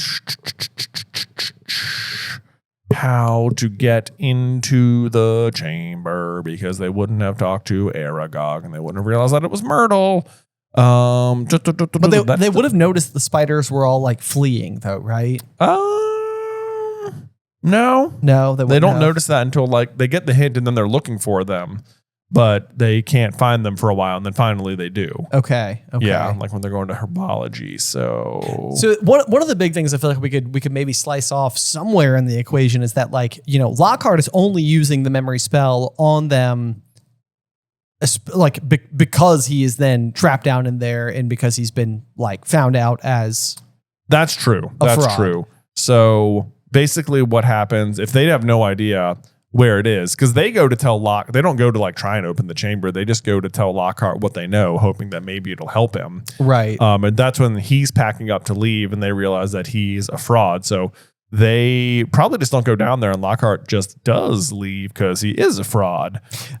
Which means, so does Ginny just die? Well, I was just about to ask though, because Ginny goes and steals the diary back from Harry, right? Right, because she sees him with it. But maybe she wouldn't see him with it. Right. Because she tries to get rid of it. She's basically like cutting herself off cold turkey. Right. But you're right. If she doesn't, if Harry just has the diary and then just just kind of gives up on it. Yeah. Then, and like doesn't start writing in it, then he just sort of like has it. Then he just then Ginny doesn't reopen the chamber and she doesn't get taken. Right. And I mean, in a world where, I'm trying to think now, because the other really big ramification of this entire situation is that the diary Horcrux is destroyed, the Basilisk is killed, and also this is what tips Dumbledore off to the usage of Horcruxes as to explain Voldemort's immortality. Right. So these are some rather impactful. These are some impactful things. Right. Also, then what it's going to look like is that they took Hagrid and Dumbledore from the school and the attack stopped. Yeah. Right. Which is a problem. They solved it. Yeah, right. Okay, that's a problem. That's a problem. So the Basilisk is still there. The diary is still there. It feels like the diary would not go unchecked by Harry, though. Yeah. Because it does have Voldemort's soul in it, like it has like a bit of a mind of its own. Yeah. You know, it's like I feel like Harry, there is a passage where it's like Harry didn't know why, but he felt something about the diary. Yes. You know, like it felt familiar or something. Almost no matter what, Harry figures out how to use the diary. And if he figures out how to use it, then like Tom's going to show him the stuff and he's going to show him about Hagrid. Right. You know, like sooner or later, he's going to figure that stuff out. And then like, yeah, I'm trying to think if there's a world where, because there's the big conversation that sort of like mimics the conversation between Dumbledore and Tom Riddle from all those years ago, where he's like, Tom, is there anything you'd like to tell me? And Tom is sort of like, no. And then like it's the same thing happens again where Harry's talking to Dumbledore and he's like, is there anything you'd like to tell me? And Harry's like, no. Yeah. And it ends up kind of being like a little bit like, huh. But that's all before Dumbledore obviously is thrown out of the school. So Harry's already witnessed what happens inside of the diary before they're thrown out. Mm-hmm. This is like, I need to go back and read like the exact sequence of events in Chamber of Secrets. I know. Yeah. We need like the chronology, but it's a very interesting question because it's like Ron's wand does send into effect such a myriad of different conclusions. So like in this very chapter, for example, we talked a little bit about like the like Barty Crouch, like Hermione doesn't like him on the basis of having fired Winky, which is like what leads to like SPEW, which then like almost like discredits any concerns that like Hermione might have about him or increases concerns Hermione might have about him like later. And it's all like part of like the book's architecture. But then when you get to Chamber of Secrets, things are like a little bit more rudimentary where it's like so many things happen because Ron burps a slug onto a trophy. Right. And it's like, you can see how one of the, by Goblet of Fire, these narrative lines are being woven into the tapestry of the story in a way that is like so much more elegant. Yeah. Whereas like back then it was like, I need a reason for Ron to have seen this. Slugs. Right. Slugs. This happened because he broke his wand. Because he broke his wand. So it's like literally the fact that like Ron tried to use like the eat slug spell is the thing that like leads to all of the rest of the dominoes falling. But it feels like such an innocuous situation otherwise. Exactly. Of course, even that though, it's like then the wand breaking is all because of Dobby I guess. That's true. Yeah. That's true. Right. Yeah. Right. So I mean, it's there. It's a little bit more thorough. Yeah. But yeah, what if Ron's wand didn't break? Very good question. Way deeper than I thought it was going to go. I know. Yeah. I mean, clear to see that we found ourselves a little bit stumped, but also probably 2+ hours into today's episode, we might have to just continue to give this one a ponder. But I know. My brain's a little fried. That's right. As per always, guys, thank you so much for tuning into this week's episode of Through the Gryffindor. Yes. Thank you so much. Make sure you join us next week for chapter 27, Padfoot's Return, here on Through the Gryffindor. Today's episode was edited by Ethan Edghill. Vaishon Brandon does our art. Catherine Stein is our production manager, and the show is hosted by me and Jonathan Carlin.